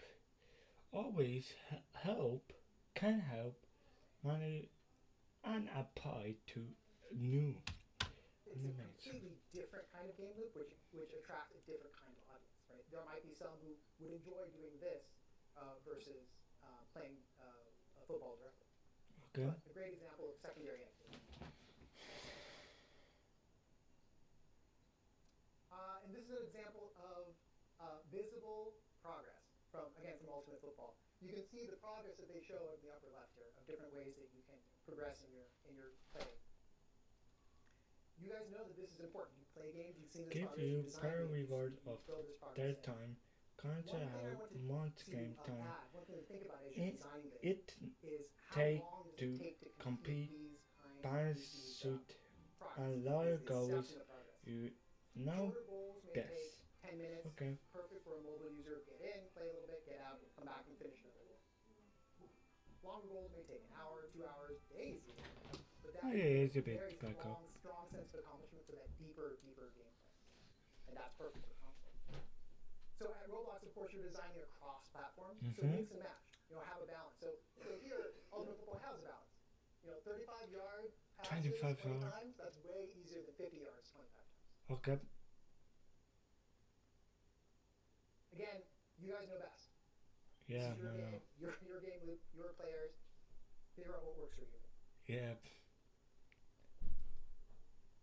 Okay, so you pick your genre. Okay. You designed deep gameplay. Let's talk about design. Design. Design. Let's talk about design now. We've talked about this before, but just... Wait. Okay. Okay. 8 feet and 10 feet. 1.5 is 1x. Okay. For 10 feet display, user might be sitting 10 feet off of the screen. My mouse is 10 feet. That side UI square or UI layers as to fit icon button 1.5x. Sample UI are the basic of UI allow more focus. Okay. This is very important. Users might be sitting 10 feet or more away from the screen. So what does that mean? That means you need to dynamically size your UI.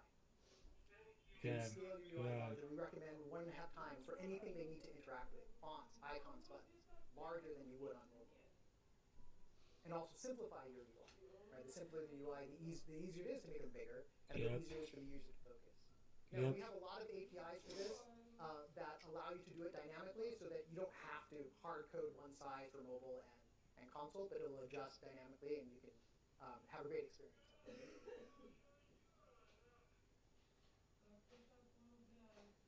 So, great example. Content limit I bet you guys in the back can see all those icons in the lower right. Very large icons, very large buttons. Easy to navigate. An example of a simplified navigation. Jailbreak full option allows large targeting and less advanced. See what your options are. Yeah, for you. Now the simplified UI you showed also. Whoa, that's a lot for console. Similar UI, similar 95. Only D-pad set back button.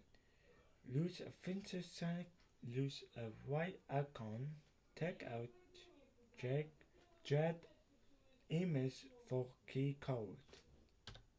Your navigation is ready for the controller. We recommend using the D-pad, up, down, left, right. Yeah, that D-pad, why not D-pad? In and out. That's what users expect, and it's really easy. And forcing yourself to design for that forces you to have a simplified UI. There are other ways to design for controllers. Use and show the right icons to tell users how to play. And we have APIs for this as well. You can check the documentation. So we have get image for key code. That will be enough for you. Not left and any future controllers that we support will modify that API. And one last shout out for haptic feedback. Your users want it. It makes your game immersive. It is so great. We have APIs for that as well that let you use standard haptic or you can design your own kinds of shapes. Okay, some examples. Again, jailbreak. Obviously great. What you have to press that action. Constantly button of your Python. Yes. Okay, cancel your morning today. That was a quick hit. There's so much more that you can do to optimize. This is just a quick hit to remind you of the top things. Again, genres, shooters, sports, action. That's definitely what users want, and that's what we're looking for. Gameplay, deeper content, reward them for that longer time, and design for the input and the output. Now, what can you do to make this happen? Okay, there is a Roblox Everywhere lounge downstairs where we have PlayStations and Xboxes and VR as well. And we have our designers and PMs standing by if you'd like to get your own personalized advice on your experience. We can fire it up and give you some advice on what you might do. Yes, totally. As I mentioned, check the docs. Create.roblox.com has a ton of stuff. A lot of more code samples and best practices. And just optimize your experience. Get a controller, plug it in, play with it, and you will find out very quickly how hard or easy it is to navigate your game and play. Yeah. Great, thank you so much. We are going to now invite our panelists to come out and share with you their expertise. So, come on out.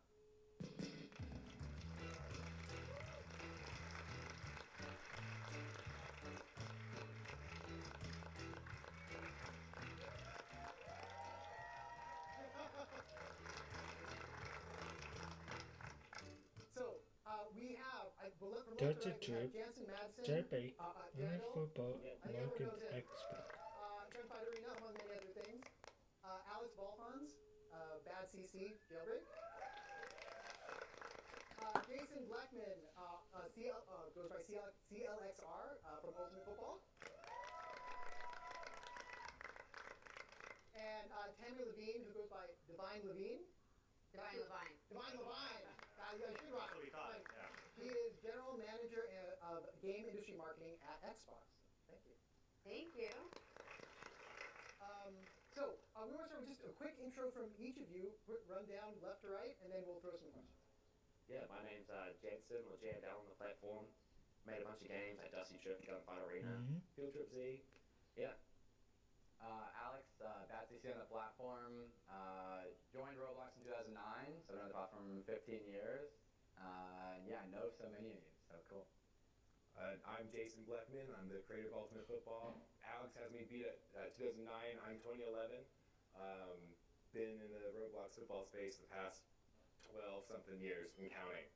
So. I'm Tammy Levine, and I'm at Xbox, and I've been in the gaming industry since the late 1900s, so a long time. And my kids are Roblox power users, so super pumped to be here. So I think I'd like to start with a question for Tammy. Sure. Thank you for coming. How do you see Xbox gamers as different than, let's say, mobile or desktop? So Xbox players are a really diverse bunch. When you think about people, especially in the Roblox community, who are playing, like I said, my kids, so I have two kids, two boys, 7 and 12. And they have been playing, the 12-year-old has been playing since he's like 5 or 6, and keeps playing, and the 7-year-old as well.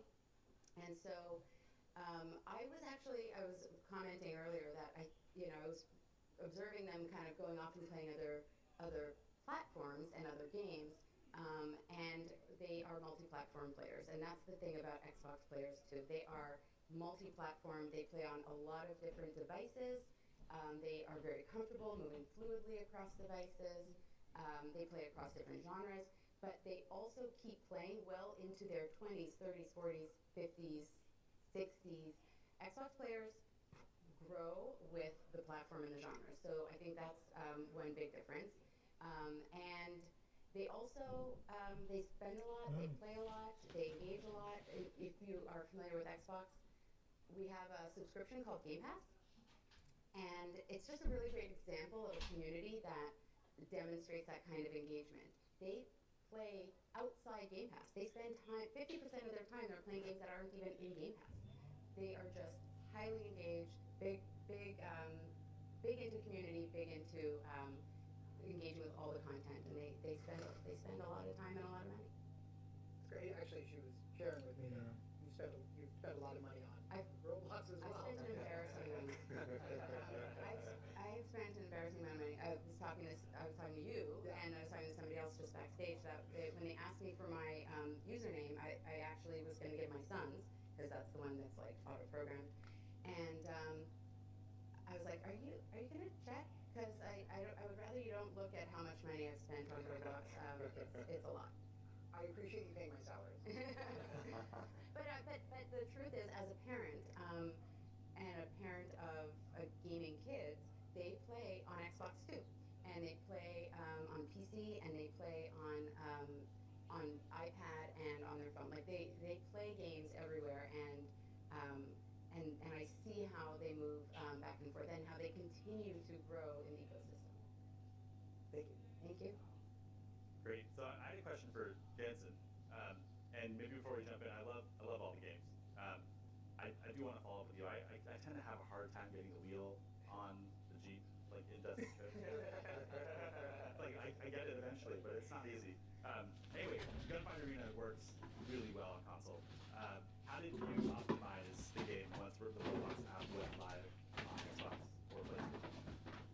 Yeah, I think the first great piece of advice, taken straight from Colin, is like get an Xbox or get a PlayStation, actually play your game on those devices. We've done a ton of stuff to sort of bridge the gap between skill differences between a console gamer and a desktop gamer, or even a mobile gamer. For example, like we have aim assist, and for console players it's turned up a little bit more, for mobile players it's turned down a little bit less. And yeah, so that's the sort of thing that we approach with Gunfight Arena, like how we think about optimizing the game for those platforms. Yeah, that's awesome. And just to follow up on aim assist, right? I feel like you hear about skill differences or advantages or disadvantages that people have based on the gaming hardware that they're using, right? Whether it be performance or controls. How do you kind of handle that perception amongst your users on different platforms on a feature like aim assist being unfair? 24. Yeah, so like first up, like if a console gamer like If joins, you get they're finished not joining a friend, this. they'll get like teleported to like a lobby of other console gamers. So everyone's sort of on a level playing field. And yeah, I guess it's something you just have to deal with. Like our game is not super competitive, it's a little bit more lighthearted, a little bit more like a casual shooter, so I think we kind of get away with it, but I guess if you're making something a bit more competitive, you might want to, make sure it's a real even playing field. Awesome, thanks. So, question for Alex. Jailbreak, we showed a lot of examples here of how jailbreak works well on console. How do you make sure that what you're making works well? Yeah, good question. Yeah, it took us some time. It wasn't always that way. Yeah, look, I play some console games. I've got an Xbox controller.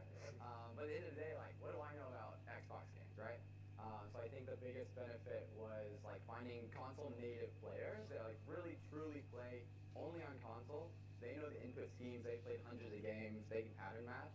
And working with them and making sure that we actually are implementing things that they're used to, they expect when they come and join Jailbreak and play for the first time. And so how did you, or what advice do you have for them to find these console native players to test for? Yeah. That's the beauty of Roblox. The developers and the community are so closely intertwined. We have a great QA team. We have like a dozen people that really routinely test Jailbreak, and every update I'll get a spreadsheet with like 100 bugs.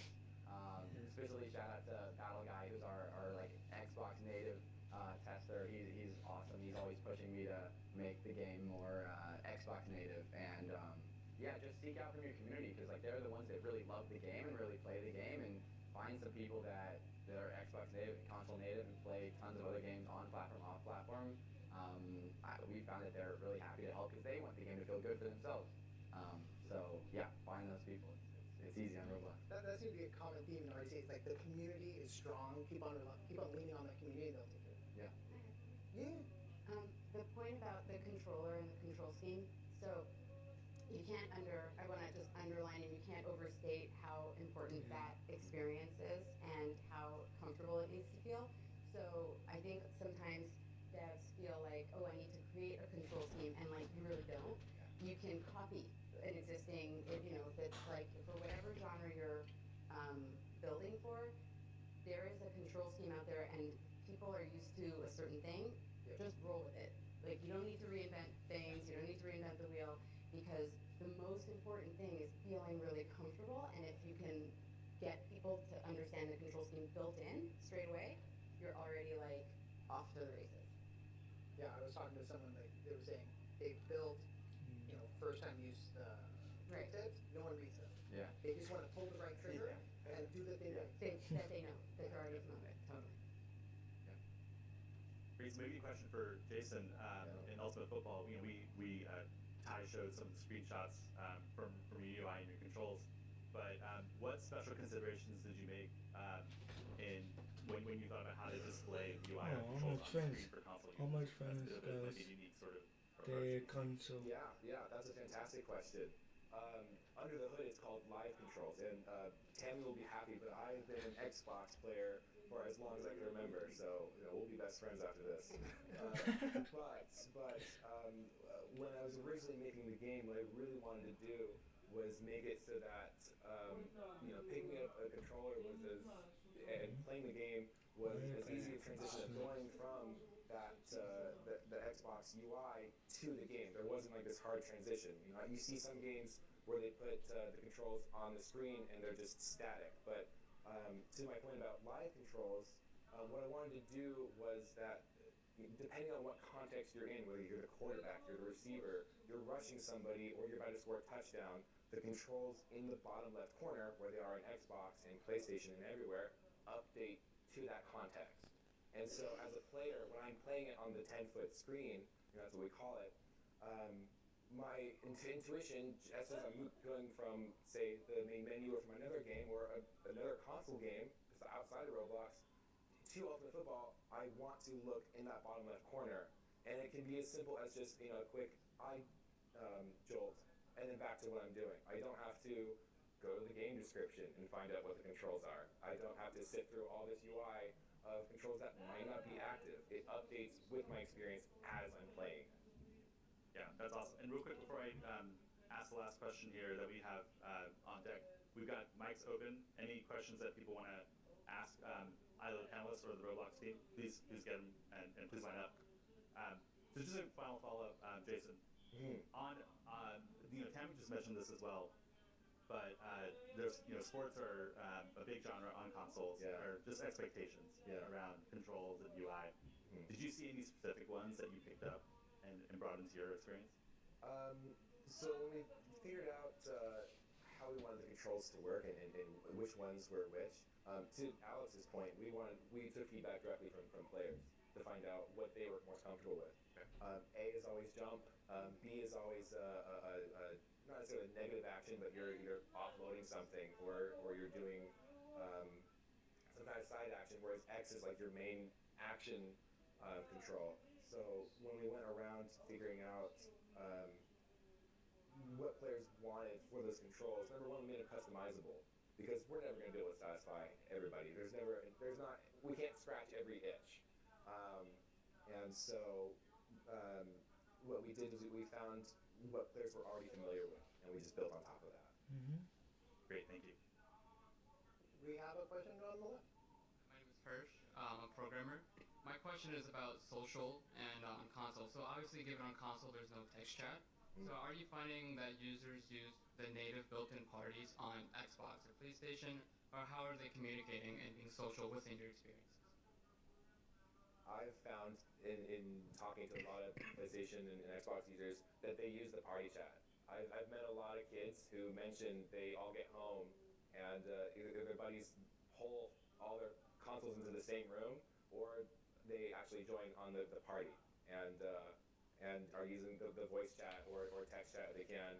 Or I've seen even using other platforms like Discord or Guilded where they all hop on and communicate that way. Yeah. Or I feel like it's very classic on console to have the kind of radial button where you you maybe have this in Gunfight, where it's like this is the intention I'm gonna make. Like I'm going over here. Like I'm capturing this point. That's very classic on console. Yeah, I was gonna say the same thing. Yeah, like, yeah. It doesn't have to be like actually communicating in emote or anything like right. that. Yeah. Thanks for the question. We have time. I don't mind sitting here in silence. Okay, while you guys think, I'm actually going to throw a question to Jason. Okay. A quick question for you. In the previous session, I believe it was just announced that NFL. Yes. Can you tell us a little bit about that? Yes.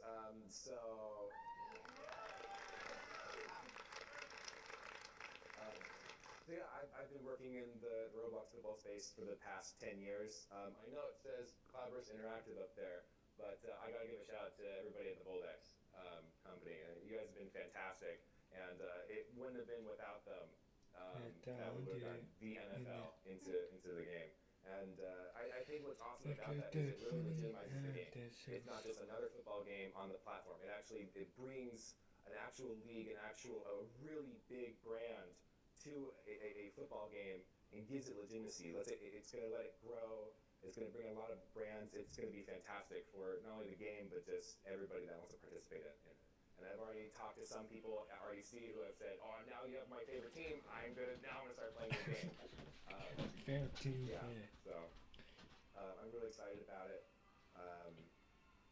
If you guys have any ideas that you want in the football game, please let me know. I would love to put them in there. Focus group right here. Yeah. Love a side chat about that. Yeah. Be fun. I think we got another question. Here, go ahead. So probably this question is more for the shooters, but might apply to UF as well. Okay. What's up with the auto aim in console? Do you use that at all? Like, they have any easy aiming because they're using a controller, or you just leave the game as it is? Sorry, what was? Do you have auto aim? Oh yeah, we have auto aim. Yeah, in Gunfight Arena the console uses. And do you ever consider like mixing players between console and mobile? Yeah, we usually try to put mobile and console players in the same game. Thank you. We've got just a few seconds left, I think. Maybe we'll turn it around for a second and put Ty and I in the hot seat. Oh, I'm sorry. We have another. Please go ahead. Yeah, my name is Josh, Planet Caravan, and while working on Driving Empire, one of the things I was tasked with was improving and supporting console. And I found that once I did that, the immersion and everything was completely different than playing on PC and mobile. So is there any way to incentivize like your existing player base to try out your feature or your game on console? Is there any like tips or tricks to be able to do that? I think it depends on the mechanics of the game. Some games feel really, really good when you have a controller in your hands. And other ones feel better when you're tapping on a screen. So I think it depends on the context of what the game is, and also how you have it set up, you know. And players, what I've actually noticed, in fact, is that players don't only play on console. They play on mobile, but they play on mobile with controllers. And so I think if you can get like a mobile player or a PC player to play with a controller, then that you have a much better chance of getting them to play on an actual console, and then also getting their friends who maybe don't have a PC, who maybe don't have a phone, if you're young enough for that, to really transition them to playing in a different atmosphere on the game. Yeah. All right, thank you.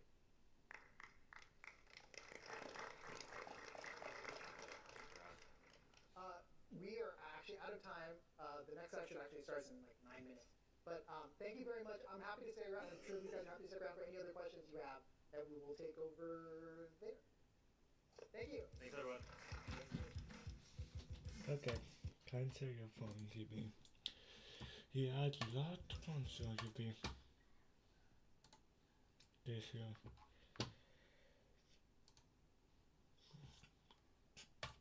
Okay, now get the fish fine sissy with lab office. Okay.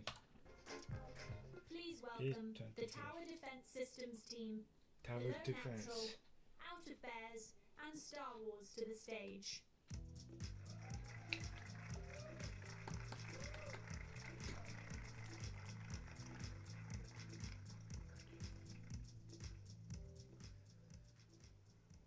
Hi, and just first of all, I want to say thank you to everyone for coming to our session on finding success for your live operations strategy. I'm Tim, the CEO and founder of Paradox Games. Many of you may already know me as the username Below Natural on Roblox, and today I'm joined with two of my developers, Jack and Tyler. Hey, I'm Jack Fox, the principal gameplay engineer for Paradox Games, and I've been developing since 2011. And I'm Tyler Ganas. I am the principal content engineer, and I've been on the platform since 2007. Together, we make up the core engineering team behind this popular strategy experience, Tower Defense Simulator.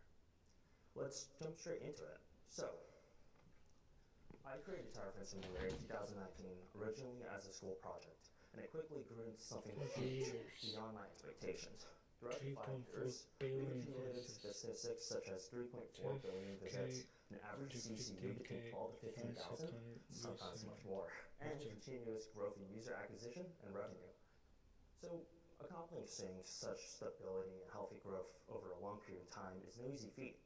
So the question becomes, how was Tower Defense Simulator able to maintain growth and community engagement over a span of over 5 years? The answer to that is live operations. So, based on the lessons that we've learned with working with live operations in the last 5 years, we're going to explore how live ops can drive long-term success through the following topics: the fundamentals of live ops, what is live operations, the live ops planning process, and finally, delivering quality updates.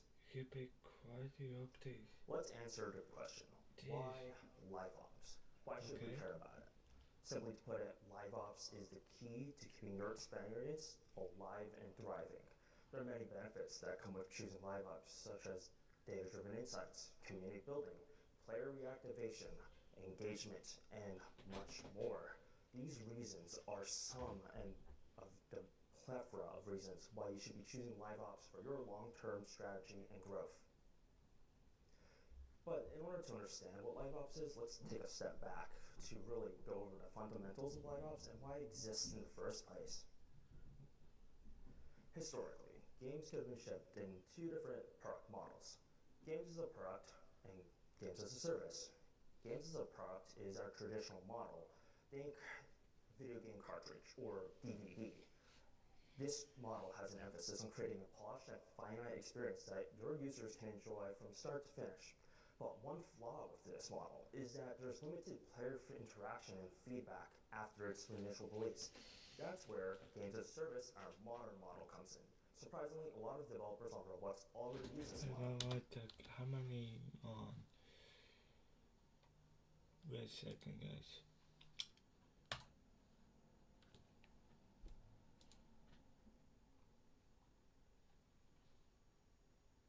One, two, three, 4, 5, 6, 7, 7, 8. Should be long. This model has an emphasis on creating a continuously expanded and updated experience over time, with a focus on some analytics and metrics such as user acquisition, player retention, and just overall long-term value. Some examples we can think of this would be MMOs, free-to-play games, or mobile games. So the question is, where does live ops fit into the big picture? Well, I'm here to tell you that live ops is an extension of games as a service. It's often misunderstood as simply just adding new content or assets to a game, but it's much more than that. Live operations, it's a best set of practices and processes that developers can use to manage, maintain, and evolve a game over a long period of time with a deep focus of your players' understanding through analytics and constant iteration and care. An easy way to visualize this process would be to view it from feedback. We start at feedback, we get into designing your features, then we get into developing them, and then finally we launch and go right back into feedback, and the cycle continues. Okay. Now that we've gone over a pretty high-level overview of what live ops is, let's move on to the more practical side, which is setting up an effective live ops strategy. The key component to every single live ops strategy is going to be feedback loops. Feedback loops aren't just an option, they're the lifeblood of live ops. These are essential for gathering real-time insights and information from your community, which help you guide your updates, improvements, and evolution. There are many forms that feedback loops can come in, from simple surveys to complex platforms. You can use things such as Discord, Reddit, YouTube, or Guilded to help and foster these communities. But ultimately, it's up to your team to choose what best suits your community. But after that, don't just set up those channels. You want to make sure that you're actively engaging with them. Monitor those chat forums, those videos, watch videos, look at those reviews, forums, etc. Look around for patterns, both positive and negative, and identify common pain points and suggestions to really see where your players and your community is interested in. With all of that feedback, live ops can get chaotic really quickly and messy fast So it's important that your team is utilizing project management boards to help you keep organized. Not only do these help you prioritize and track player feedback, but these project management boards help your team and ensures that you're addressing the most important issues that your team and your community wants to see addressed. Examples that you could use for these would be tools such as Asana, Monday, Trello, or Jira. Now I'm going to hand it off to Jack to go over how you can reinforce these feedback loops with KPIs and analytics. Thanks, Tim. Now that we're organized and aligned with our community, it's time to elevate our feedback loops beyond just anecdotes. Let's take them to the next level with KPIs and analytics. While community feedback is crucial, it's just one piece of the puzzle. To really understand the health of your game, its economy, balance, and player engagement, we need hard data. Key performance indicators, or KPIs, like the vital signs of your game, and they give us deeper insights into how players are spending their time and money, and which features are succeeding or failing, and where our economy might need adjustments. Analytics help us make informed decisions. For example, should we adjust prices? Should we tweak item drop rates? Maybe players are beating the hardest gamer too easily, so it's time to introduce a new challenge. Remember, there's no one-size-fits-all solution. Choose the right analytics tools to best fit your game's needs and budget. One cost-effective option developers can leverage is Roblox's native analytics events platform. It's free to use and includes most of the basic KPIs developers need to start tracking success. Roblox handles a lot of the heavy lifting, tracking key areas like retention, engagement, acquisition, and revenue. For developers looking for deeper insights into their game's economy and user experience, Roblox offers new economy and funnel events. Native economy events help you track top sinks, where users spend resources like coins or XP, and the average wallet balance, showing how much of that resource the user is holding. Native funnel events allow you to track onboarding, identifying where users drop off, and pinpoint progression where they stop advancing. In TDS, we utilize funnels to track our tutorials' effectiveness. Funnels let us see each step a user takes to visualize the overall conversion rate. Let's walk through an example. A new user joins TDS for the first time, and we track their journey starting from the tutorial. First, they start the tutorial and enter the game, and at this point we see 5% of users drop off. This is normal. Often it can be simply users leaving, or teleports failing, or any other potential issue that may occur. Next up, players learn the basics of TDS. For example, selecting and placing towers, but then, once we reach the demo man selected step, we notice something concerning. 24% of players drop off by this point. Why might this be happening? Are players getting bored? Have they already grasped the basics and moved on? Or maybe they didn't fully understand some of the mechanics and decided to leave. But let's continue. Users then learn the next steps of playing a tower defense game. For example, they learn how to upgrade, they learn how to sell, and fight until they reach the tutorial boss. After the boss is defeated, 72% of players successfully complete the tutorial. This is a basic example of using KPIs to refine your game's first user experience. By optimizing these steps, we can potentially retain more new users. Now let's move on to a more basic example of using third-party analytics. If you're looking to take your analytics to the next level, consider setting up third-party analytics solutions. While these services can be costly and require more time to implement, they offer us deeper insights. In our game, we set up a service called Game Analytics, and we visualize the data from this service in a tool called Grafana. This allows us to track key metrics as shown above. Those metrics are overall wins and losses by waves, and the win-loss ratio. We use this data to help rebalance waves that may be too difficult or too easy for players. It gives us a clear visualization of our game's current balance. For example, we can monitor the win-loss ratio to determine how often players are completing waves. If this ratio is too low, it could indicate that a game mode is too difficult. If this ratio is too high, it might be too easy. We use these insights to balance our game by keeping the win-loss ratio lower for harder modes like hardcore, and higher, around 3 to 4, For easier game modes, Yeah. if something Oh, feels off, tower defense. we can review the losses by waves and adjust the difficulty accordingly. This is a basic implementation of our third-party KPIs. Now let's move into a more exciting and advanced example, heat maps. One of our more interesting experiments with game analytics has been using heat maps, a more advanced implementation of KPIs. We track in-game events of how players interact with their environment, we track in-game events to generate heat maps showing where players place towers on our maps. This provides direct visualization of how players interact with their environments, offering significant insights. These visualizations help us understand and balance around strategies players are using. For instance, a player is always placing towers in the same spot? If so, we may want to encourage a more strategic placement of towers by changing the environment. By analyzing these heat maps, we can make data-driven decisions that improve the game's overall balance and overall player experience. We can even take this a step further by tracking in the lobby what players are crowding around and optimizing the environment there.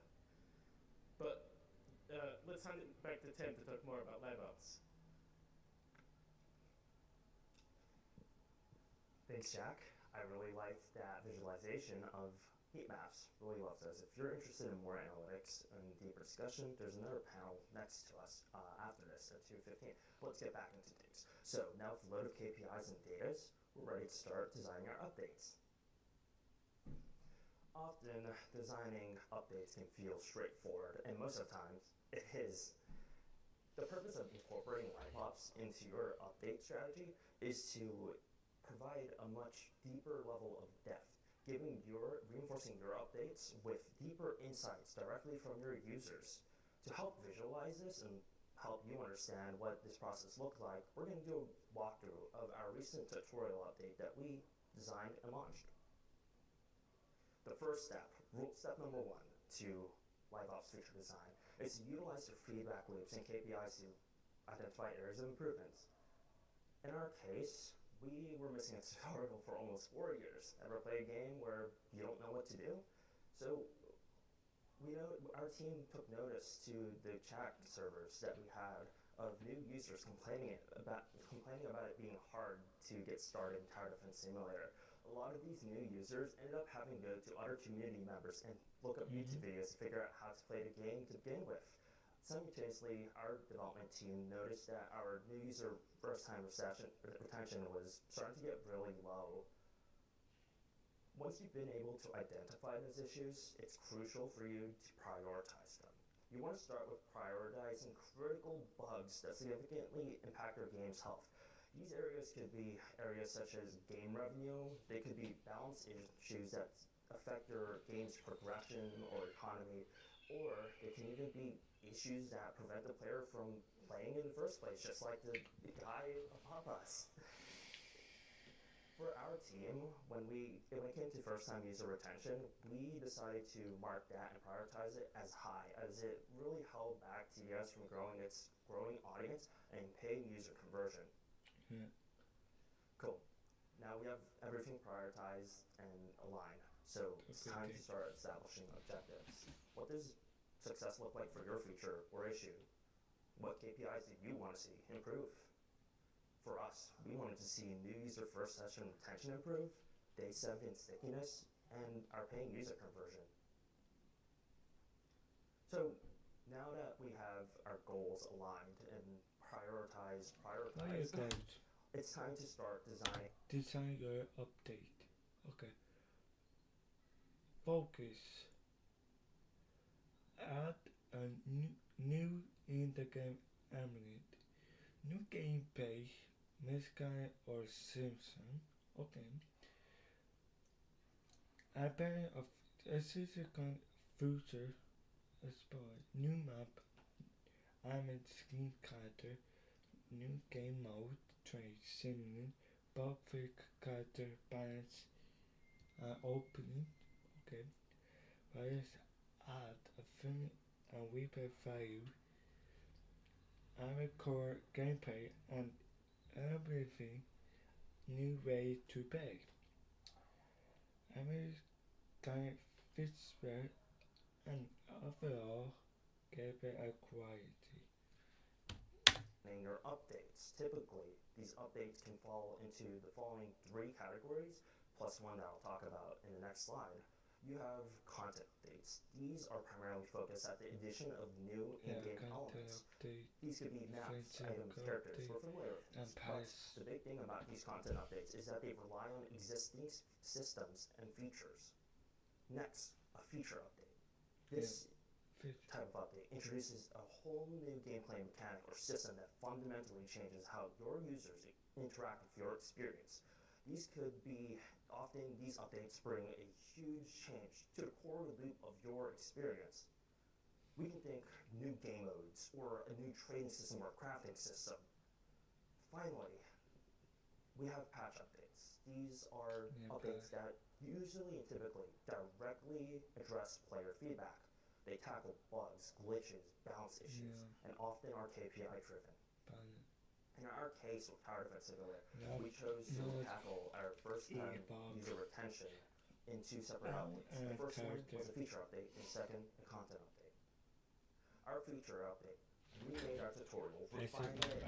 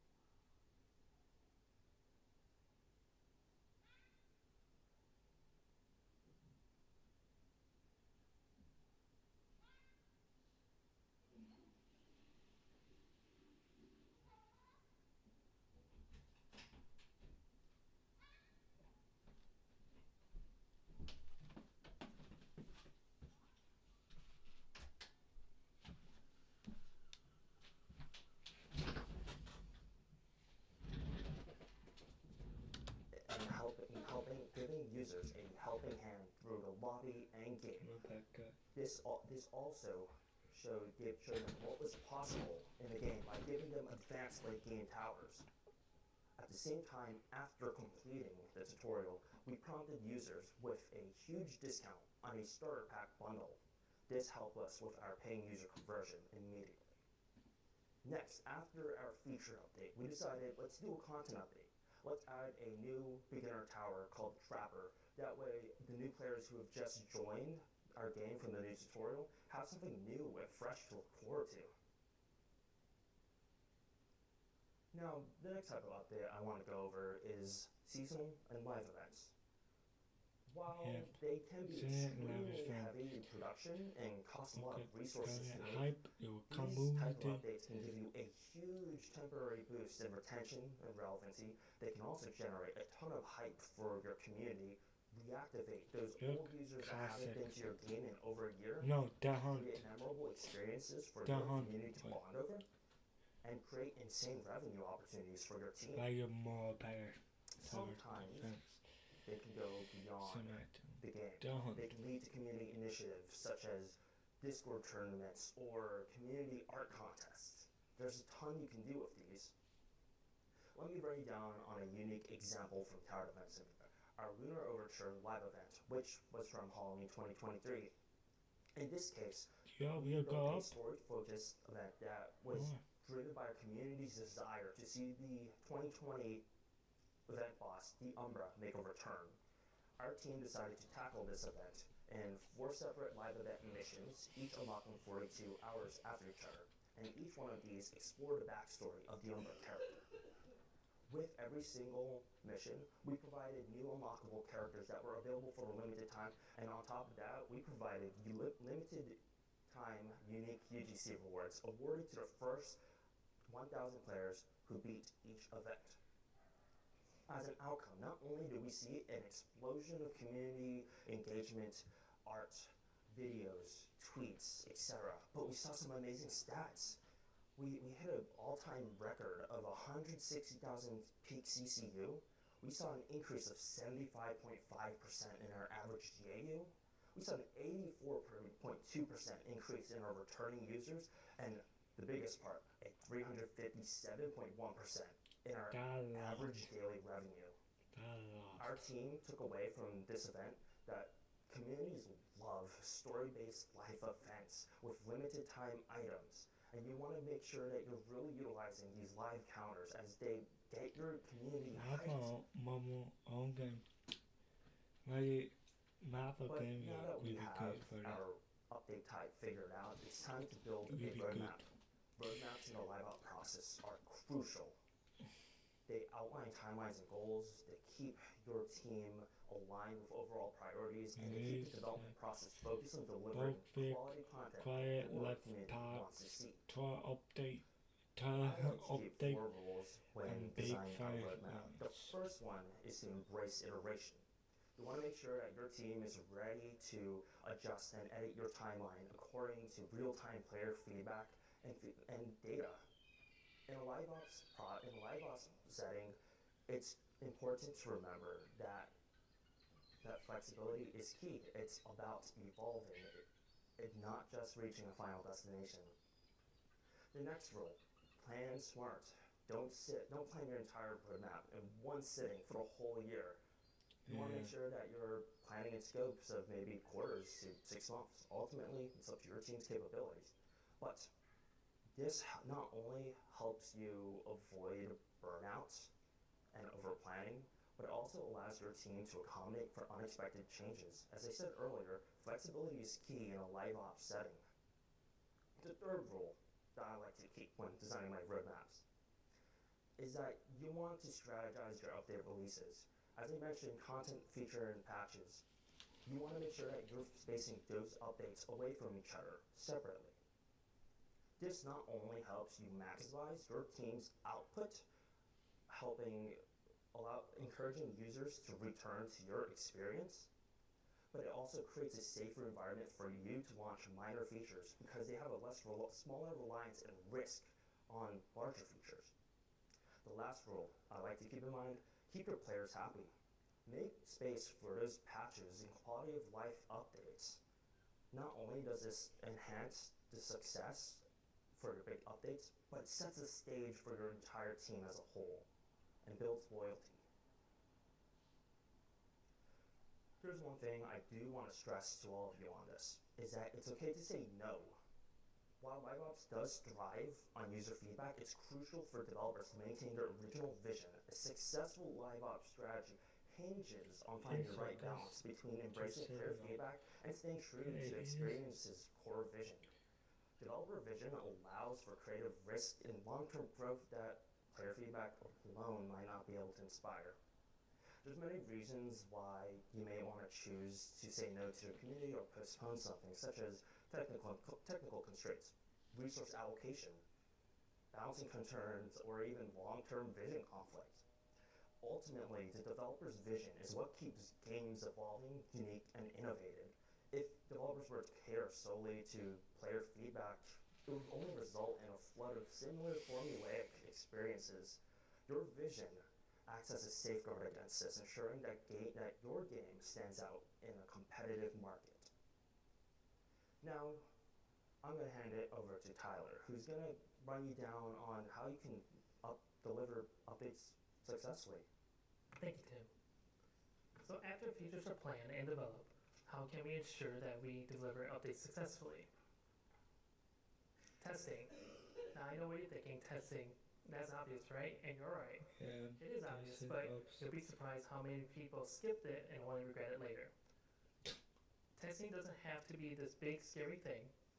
Even small-scale testing with colleagues or friends can help uncover any crucial bugs or any balance issues.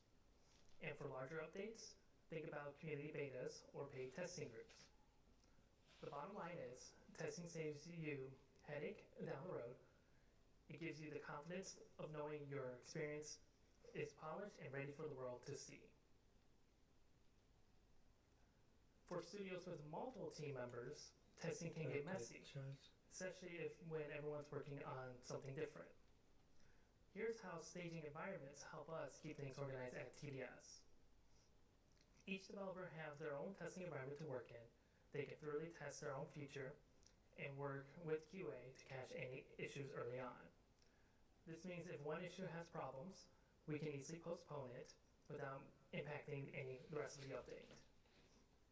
Once all the features are ready, we merge them together into a release branch and deploy it to our test server, which is a replica of the live game environment. This will allow any final rounds of testing before launch. Now let's switch gears to marketing. You want to post teasers or announcements on social media to generate excitement for upcoming updates. Keep teasers small and focused. Think of renders of new enemies or a short video hinting of a new character. Revealing too much will spoil the surprise. Yeah. Time your social media posts strategically, aiming about 3 to 7 days before launch. This will help keep updates fresh in users' minds. And you want to keep your community engaged and involved by being transparent about update progress. Regular development updates, such as sneak peeks or any behind-the-scenes content, will not only build hype, but also fosters loyalty and appreciation. The goal is to create a cycle of excitement, engagement, and loyalty. And by strategically timing your announcements and maintaining transparency, you can ensure that your community will remain excited and invested. Now, after you launch an update, what now? Well, you want to hold what's called a retrospective, and this will help identify what went well, what went wrong, any team blockers, and potential solutions. This will allow your team to reflect any issues that happened before, during, or after the development process. And lastly, don't forget to monitor your KPI goals that you set for your feature. This will help your team understand if your features are heading in the right direction and making an impact in community feedback. Do you have any questions? I'll hand the recap back to Taylor.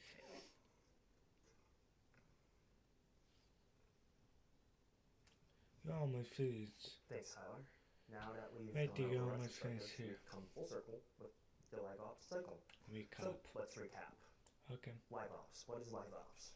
Live ops is a strategy that developers can use to manage the evolving experience after its initial release. The strategy is focused on building updates around constant care, iteration, analytics, and a deep understanding of your community's needs and desires. Make sure when you set up your servers, you're not just viewing them. Make sure you're engaging with them. You want to engage with them through. You want to engage with those feedback loops so that you can identify different KPIs or issues with your games that your community may be struggling with. When it comes to building your roadmap for live ops strategy, make sure you follow the rules that I explained earlier. So first, identify those issues with KPIs and your feedback loops. Next, prioritize those issues. That's crucial. That'll help you with decision making. Then, establish objectives. What does success look like for your feature? What do you want to see improve with your experience? And the most important thing that I mentioned, balance your vision with player feedback. You want to make sure that you're constantly innovating. Next, although it's obvious, QA test those updates. No one wants to see a unpolished or broken product. Yeah. And finally, the most important part that you should be doing at the end of every single cycle is to have a retrospective. These retrospectives help your team learn from update success, difficulties, etc., and help you improve the next time around. I'm excited to see how you all implement live ops into your strategy. This is a very deep topic, and hopefully this session has helped you understand a surface level of what live ops is and how you might be using it already or how you can implement it into your strategies. If you have any questions, please free to catch me, Tyler, or Jack after the session or anywhere around RDC. If you want, you can even email us at rdc@paradoxon.gg. LiveOps is an amazing tool. It's very powerful, and I can't wait to see how you all utilize it for your experiences. Thank you.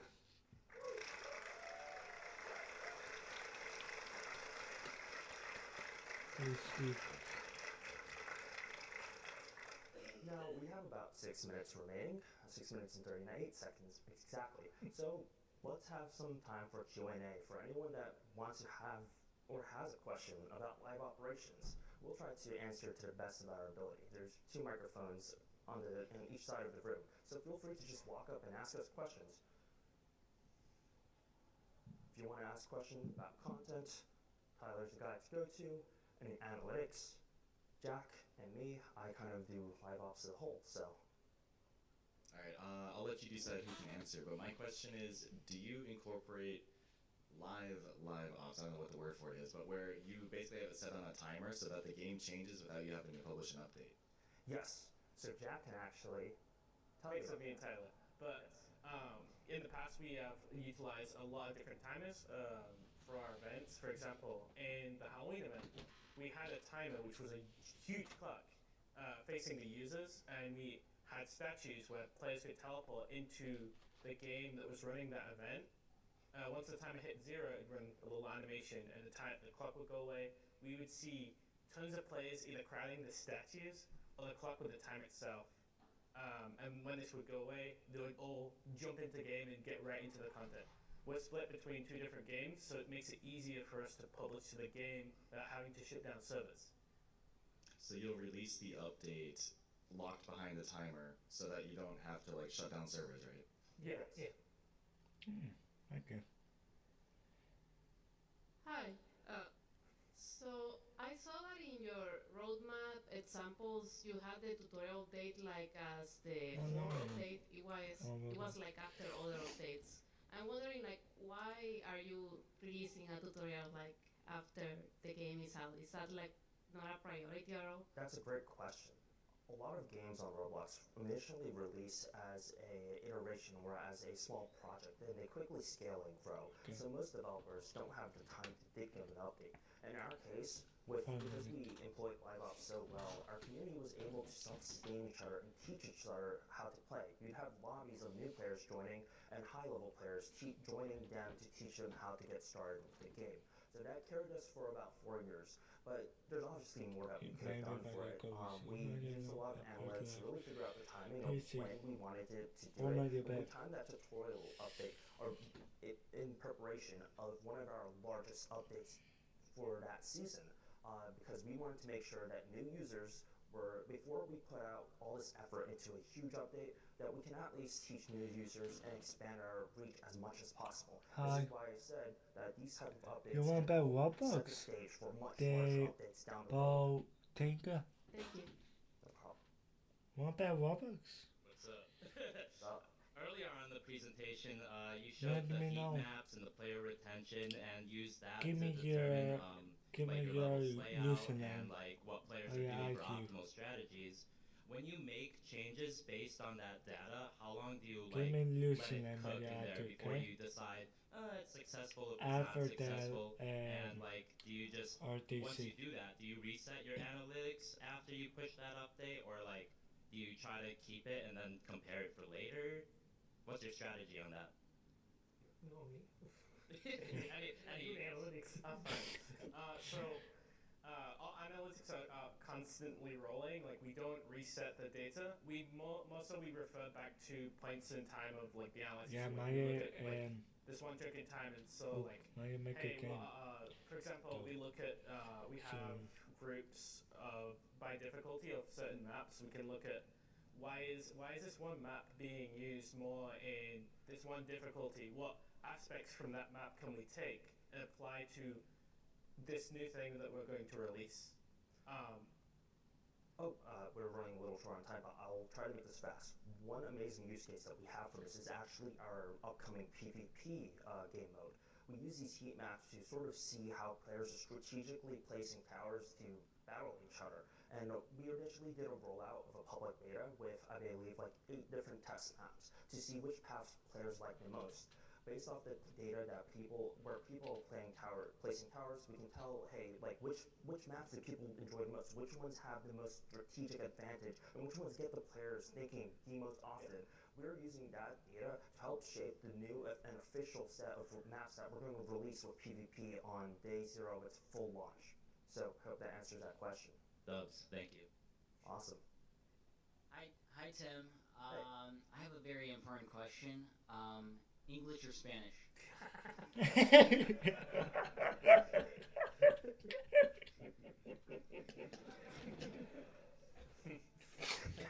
The first question is or Spanish? Hey. Hi, can I ask a question? Yes. My question is, as the TDS is a successful and a long-term game, and you have held lots of events. Yes. And my question is, when I doing an event, maybe the CCU and the monetization will go up, and when the event is down or is closed, and all the statics will go down. So sometimes it's really hard for us to just close the event or delete the updates or the contents. Yes. I just want to know what you will do with it. So, this is actually a feature that we designed for our events moving forward. As I said earlier, live events and seasonal events are a powerful tool, but they're temporary, right? They provide temporary boosts. So the real big question is, how do we maximize that temporary boost as long as possible? So make the most out of it. What we did in our example was, as I said, we separated the live event. It was a very big update, but instead of releasing it all at once, we locked each mission with a live timer 42 hours after each other. Alongside, we also released a pretty lengthy battle pass that would take users about a whole month to complete, maximizing the amount of time that users spend on our game to earn those limited edition and limited items. So I hope that answers that. Thank you. No problem. All right, and that's it. That's a wrap. Thank you.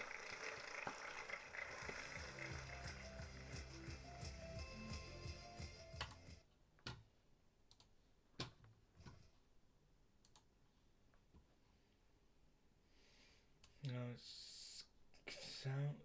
Are you busy on Max?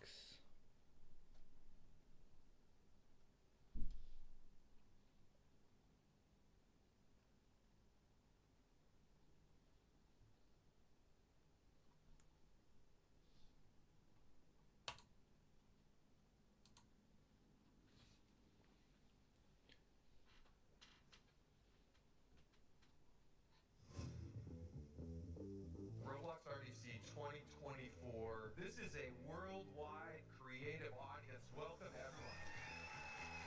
Your amazing content supports connection and ultimately lets us play.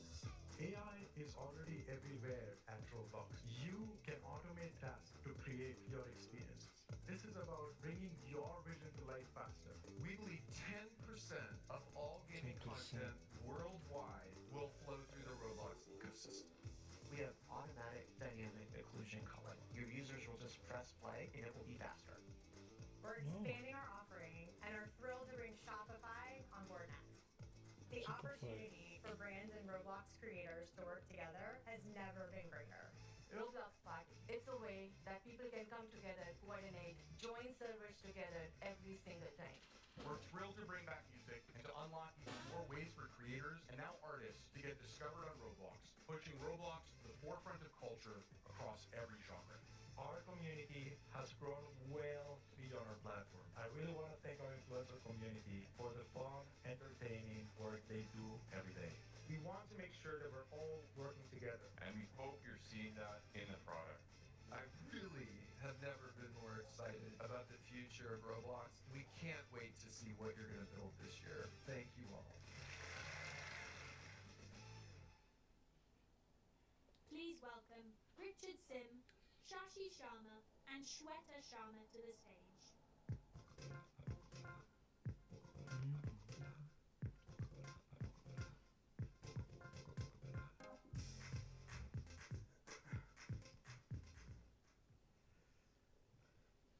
All right. Welcome to day 2 of RDC. Woo! All right. Day 2. I'm Richard Sim. I support the ads effort here at Roblox. And I want to thank you guys for joining me this morning. I know that the early morning session on day 2 of RDC is pretty tough to get up for. So we're going to do the best job we can to keep this engaging, hopefully informative, and make it worth your while to get up with that alarm clock this morning. All right.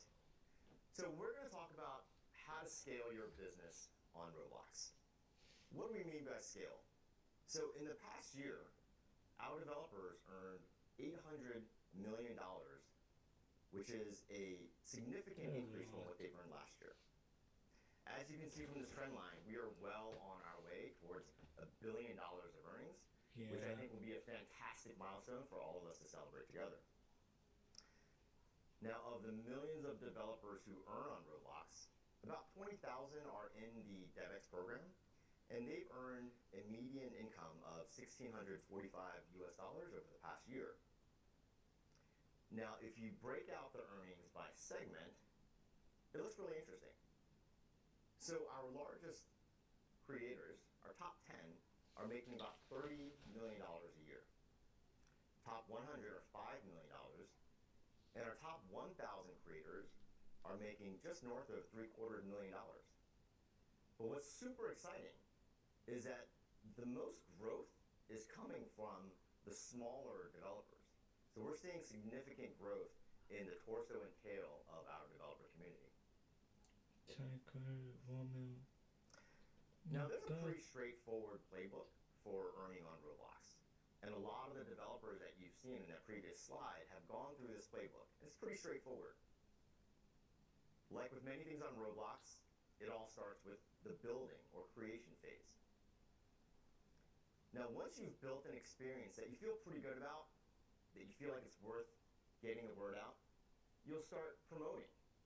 That might be through word of mouth, it might be through social media, maybe partnerships with influencers, and of course, using sponsored experiences and search ads to drive more discovery of your experience.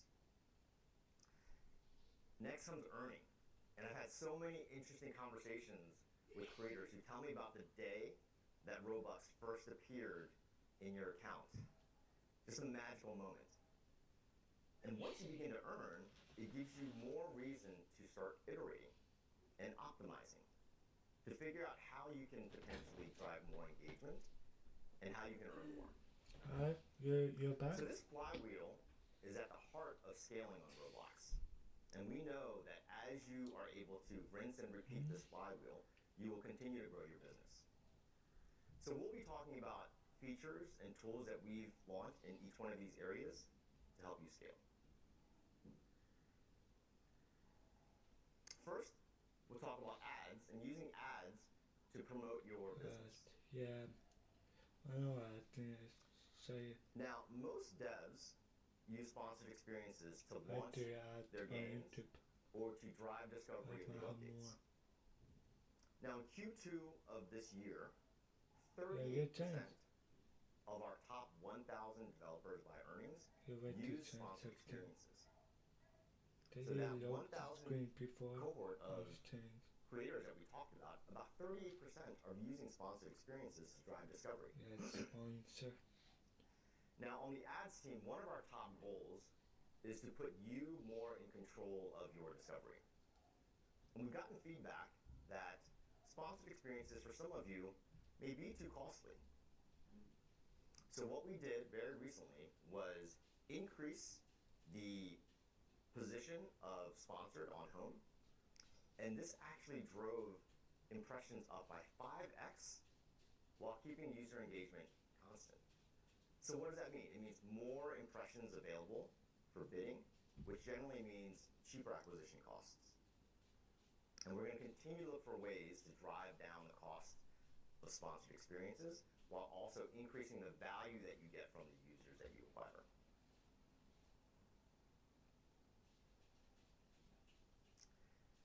Now, every day on Roblox, 45 million searches happen. And so last month, we launched search ads for the first time. And we've gotten really positive feedback from the developer community. What we've seen is that users that are acquired through search ads are significantly more valuable than users that we've seen come in through sponsored experiences. In fact, in some cases, our creators have seen better engagement, better monetization. Wait a second, my back, Cat. Wait a second, I need to do something. A second, let me do something.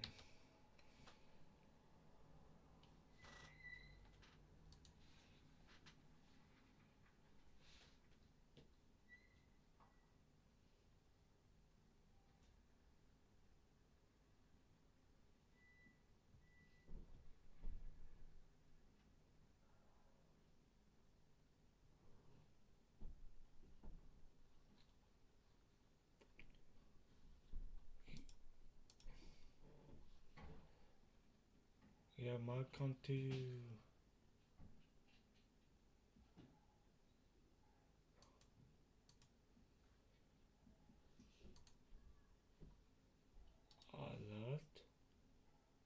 A lot. You 1, 2, 3, 4, 5, 6, 7, 8, 9, 10.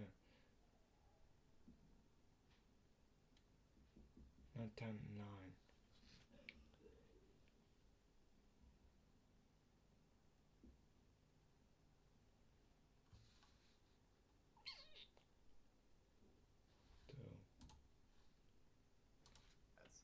Compared to users who come in through even our top organic source. So there's a few interesting things that we've learned with the launch of search ads. The top keywords that are bid by advertisers generally tend to be genre keywords, right? Horror, obby, tycoon. But if you actually look at the top search terms just by organic searches, a lot of them center around 5 o'clock. So if you're thinking about using search ads, 5 I o'clock. strongly encourage you to experiment, to try to find search terms that might be useful and relevant for you, but perhaps not for other developers. 2, 5. And with search terms that drive a ton of volume. Because remember, at the end of the day, our ads are priced by the auction. So the more competition there is for the users that you want to bid for, the higher the prices will be. But it helps to bid for keywords that have a ton of volume. And so we've integrated with Audience Estimator to give you a sense for how much volume to expect from these keywords.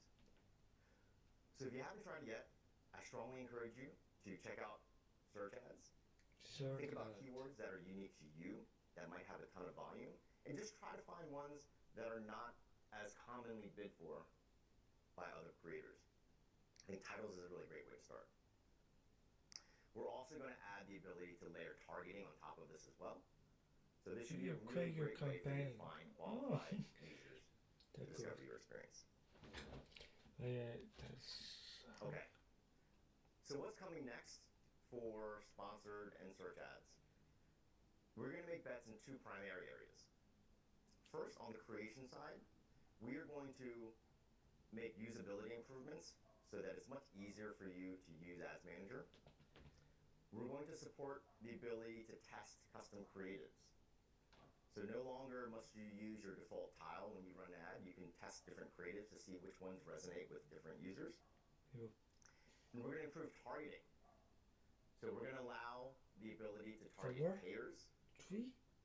We're going to allow you to target returning users who've played your experience in the past. Or maybe even prospecting, users who've never played your experience. On the reporting side, we know we need to provide deeper analytics so that you understand the value that you're getting in return for your ad spend. So we'll be providing information about LTV, about spend, about engagement based on the ads that you've run. We'll also give you the ability to segment into crosstab data. The question that I always get is, when I buy sponsored experiences, I get new users. I just don't know if I'm getting the same users that I would have gotten when I just threw organic. So we're going to give you the ability to crosstab and understand the source of your traffic. You go half tree. So next we'll pivot over to the earn phase of the flywheel. Go half tree. And as you know, you can insert immersive ads to earn and supplement earnings in your experience. So last year, we launched immersive ads. So for the first time, as a developer, in Studio, you can just drag and drop this ad unit into your experience, and immediately you can start earning. You do part 2. Now, this year in 2024, about 3,000 developers have inserted immersive ads and earned as a publisher. Now we know that advertisers especially love the video format. And so we've made the decision to continue to invest and iterate in video ads on Roblox. You do this, you finish this one, guys. Oop.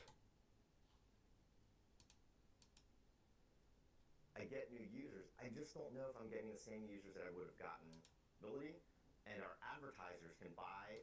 And as you know, Oops. One more time. You do this. Now you do this. You do this. You do this. And this is part 2. You finish part 2. Yeah. you can insert immersive ads to earn and supplement.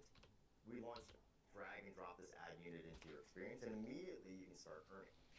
Japan. Now this year in 2024, about 3,000 Avatar, you have talk about inserted Momo. immersive ads and earned as a publisher. Now we know that advertisers You want to, you're the video me. format. Off screen. And so we've made the decision to continue to invest and iterate in video ads on Roblox. Give me We your wanna make sure that username. our developers have more flexibility, and our advertisers can buy a video format that they love and they know how to buy. So, you saw a sneak preview of this yesterday with Stephanie's keynote. But we are going to give our developers the ability to show ads inline in their GUIs and menus. Ooh. So if you combine this with the reward mechanic, it provides a really powerful offering for you, the developer, who can drive higher video view rates and then get paid more, but also a ton of value for users who for the first time will be able to get the same benefits that were traditionally for payers. So you'll notice that in this next version of video ads, the user initiates this. In this case, the user wants to get that Excalibur sword, but doesn't want to pay the Robux. So perfect scenario for a user to choose to watch this video ad. And because it's in the GUI, because it's in the menu, it does not disrupt your gameplay, but it allows the user to get that reward in exchange for watching that video. Yeah. We're excited because we know that developers want to have this option, but we also know that advertisers who drive the ad volume, who drive the demand, really feel far more comfortable with this ad unit, because the reality is an immersive ad that sits in experience is just a little bit different from what these video advertisers are used to buying. PC. So that we will It be console and mobile, not VR. Hi everyone, I'll be sharing some updates we've made to subscriptions and experiences this year. So as a recap, we launched subscriptions last year, enabling creators to integrate them into their own experiences, which offered a flexible and new business model. We've seen that experiences that integrated with subscriptions earn more in in-experience spend. It is a great way to enhance engagement and also build that recurring relationship with your most loyal customers. So here are some highlights from what we launched this year. We introduced an updated revenue share model after hearing some feedback from creators that they wanted something simplified and transparent. In this new model, subscription earnings are now based on the price that the user pays, regardless of which platform they are using. There are also no platform fees for every subsequent renewal for your subscribers.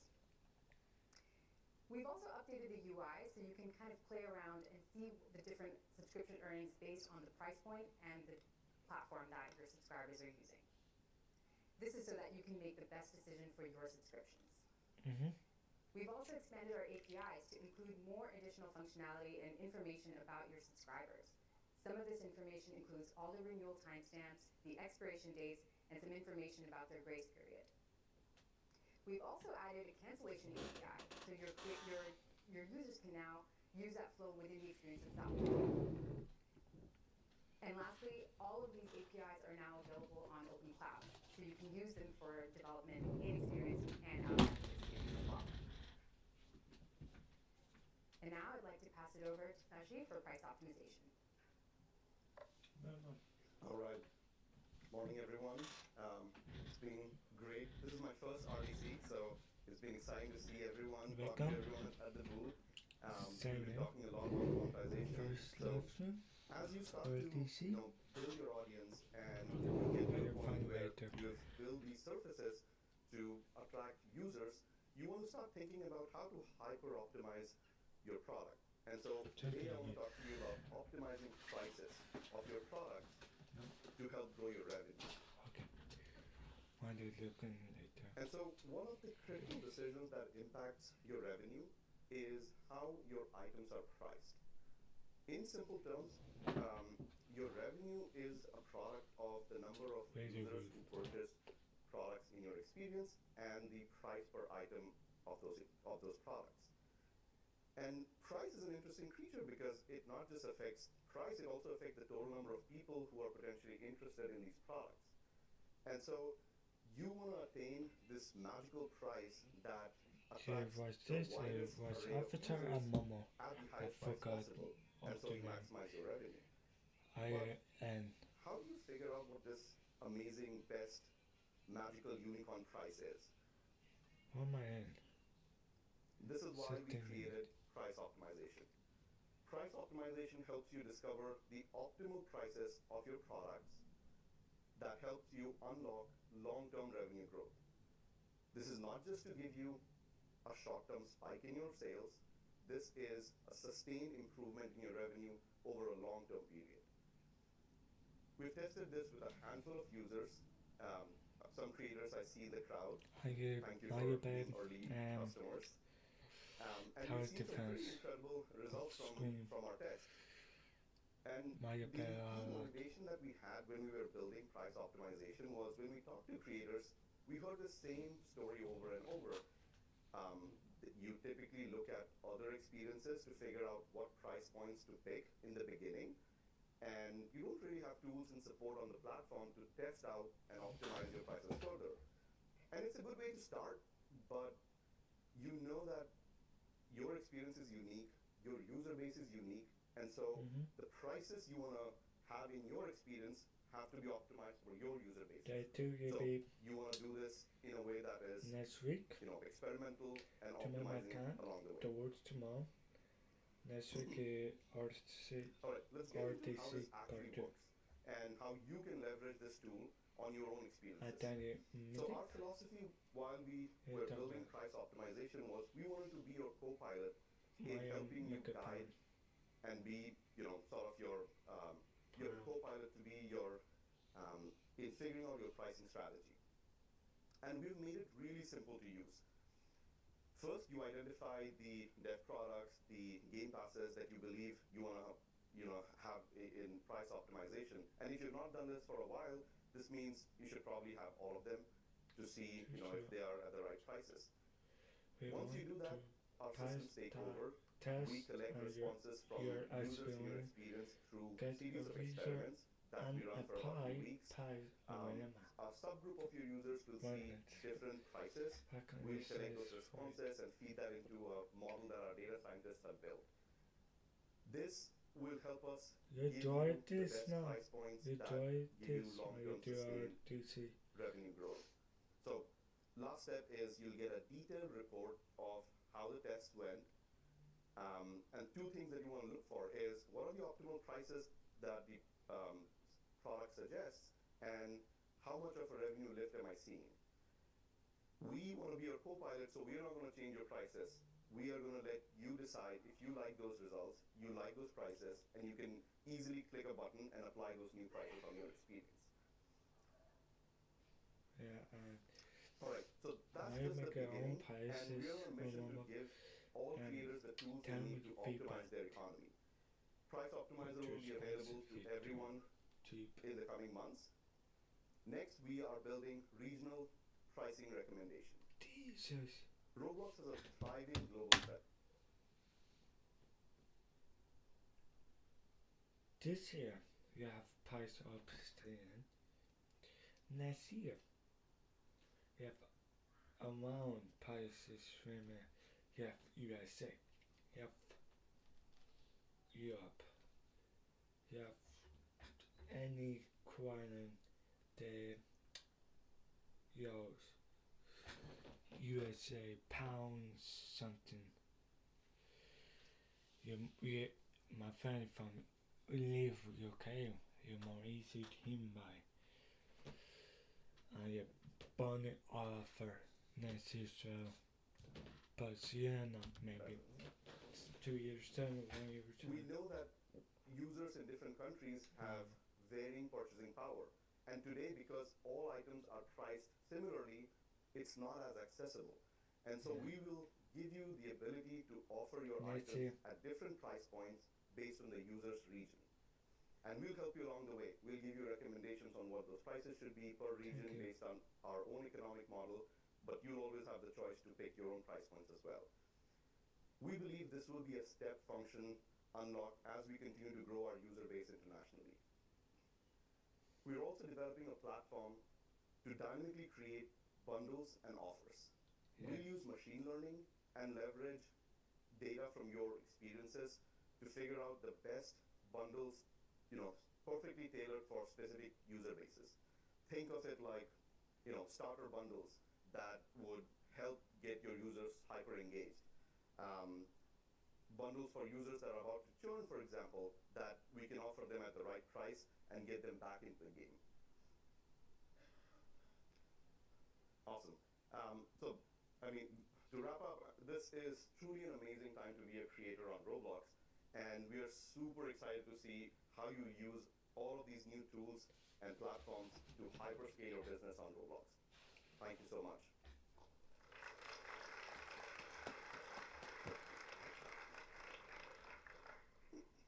All right, so I want to welcome Jesse Rain Saunders from Adopt Me and Andrew Rose from Boldex. Let's give them a hand.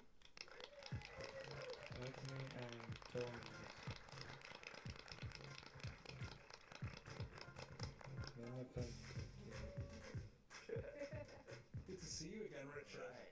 All right. Thank you for joining, especially thank you for getting up early on a Saturday to join us. I see you guys have a lot of supporting folks out there in the audience. Woo! Let's give them a hand. All right. So we've talked a bit about scaling your business on Roblox, and I think both of you come from studios that have proven what success can look like on Roblox once you reach scale. So I'd love for each one of you to introduce yourself. What do you do? And tell us about your scaling journey on Roblox. Sure thing. So I'm Jesse. I'm the head of comms at Uplift Games. For us, that means anything external, social, influencers, community, and I work directly with our product team on the user lifecycle. So that's acquisition, retention, engagement, right from start to finish. Been on the Roblox platform myself for around 5 years now, and obviously Adopt Me is a 7-year game, so it's been really fun taking it from that initial growth and turning that into long-term sustainability for us. Hey there, I'm Andrew Rose. I'm the Chief Product Officer at Boldex. Boldex is a loving and nurturing home for some of the top games on the platform. This includes Driving Empire, #1 racing game, Dungeon Quest, one of the original dungeon crawlers, and Ultimate Football, which, in exciting news, hot off the press, will be renamed to NFL Universal Football next week, which is pretty sweet. Very pumped. I get to say that, which is exciting for me. I'm the sort of oversee the game teams here, so product managers, game designers, and producers, as we think about what to build to sort of best enrich the experience for our players. I am new to the UGC space, spent the prior 10 years in mobile game development. All right. So we would love to learn from your experience of scaling your business. I want to start talking about ads. So I understand that Adopt Me has in the past used ads to really highlight key moments. So we'd love to hear about your experience with the ad product. How does it work for you? What did you learn? Yeah, so obviously we're in a different position to a lot of the developers here, where we have hit a growth peak, especially 2020, 2021, it felt like we were really dominating the Roblox platform. So what's been fun for us has been to try and use ads to reinvigorate. So a key moment for us trialing this was Halloween last year. Halloween, one of our biggest moments of the year. A great place not just to acquire new users, but to re-engage old users. And one thing that I think I would really recommend that people do is look to ways you can use advertisement to drive that long-term breadcrumb engagement. So for us, we update weekly. A lot of our updates are just, here's a new thing, it's here for a week, it's 2 weeks. With Halloween, that's a 4-week event for us. So we drive out on the first week knowing that players are going to be able to get one of the pets. I think we advertised the ghost dog, 10, 15 minutes of playtime, you get that first pet. But then we also advertised the legendary. It's going to take you 2 weeks, 3 weeks to get. So we're not just using ads to drive day 1 engagement, but day 5, day 7, right through and turning them into a long-term user. Which is interesting because I think a lot of folks might be surprised. I know that for myself, I see Adopt Me in my feed all the time, and so folks might be surprised that you do use ads to drive engagement. Yeah, it's a rarer thing for us. Obviously, we're in that position where it is difficult to try to find someone who's never heard of Adopt Me before. In general, I think if someone wants to play Adopt Me, then they're going to have known about it. But for us, it is around those key moments. We're not doing this very often.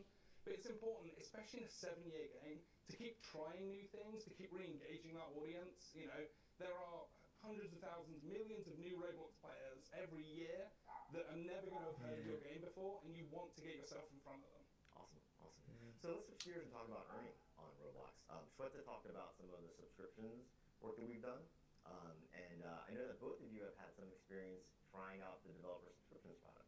So Andy, we'd love to start with you. What have you learned, and what have you been able to do with subscriptions? Yeah, will do. Need to provide a bit of a backstory though. So we acquired Ultimate Football, and there was Discord subscriptions that were providing in-game benefits. It's a violation of Roblox terms of service, so we had to make some changes. Subscription services were coming out right at that same time, so we figured this is a perfect win-win. So we integrated them into Ultimate Football. Look, I was a giant naysayer. I think some of the Voldex employees in the audience can probably nod their head at that. I have been proven wrong. We put the sort of 2 subscription packages in. We have seen a much higher uptick than we expected. It continues to be something between 5 and 7% of our monthly revenue. And look, they're not a great offer. It's sort of a basic set of cosmetics, and so people are still purchasing and finding them. And we've kept them buried. They're 3 clicks deep. We're seeing roughly 1% of our audience even being exposed to them. But those that do purchase them and really enjoying them. Yeah, I know you were skeptical, but did you lose a bet or anything? Oh yeah, well I mean, whenever I get proven wrong, which is regularly, I get it held over my head. So, if you dish it, you gotta be ready to take it. That's right. I think it's really interesting because obviously we took a very different approach to our subscriptions. It's something we thought about a long time. Adding a new monetization method into Adopt Me is really intimidating when you have an existing player base and you know that there's going to be another barrier to entry. So the 2 things we really looked at was how can we give them a core offering? What is something our players have been asking for, not just for weeks, but for literally years, as long as I've been there? And that was the ability to equip 2 pets at once. And it was like, okay, we're going to deliver this to you now, and it's going to be behind this new version of the paywall. And the other thing, this is actually a disagreement I have with Brad over there. Fantastic. Brad decided to price it at $2.99, and I looked at him and I was like, you can never put that price up. I'm never going to sit in front of our audience. If we tell them it's $2.99, it can never become $5.99, $7.99.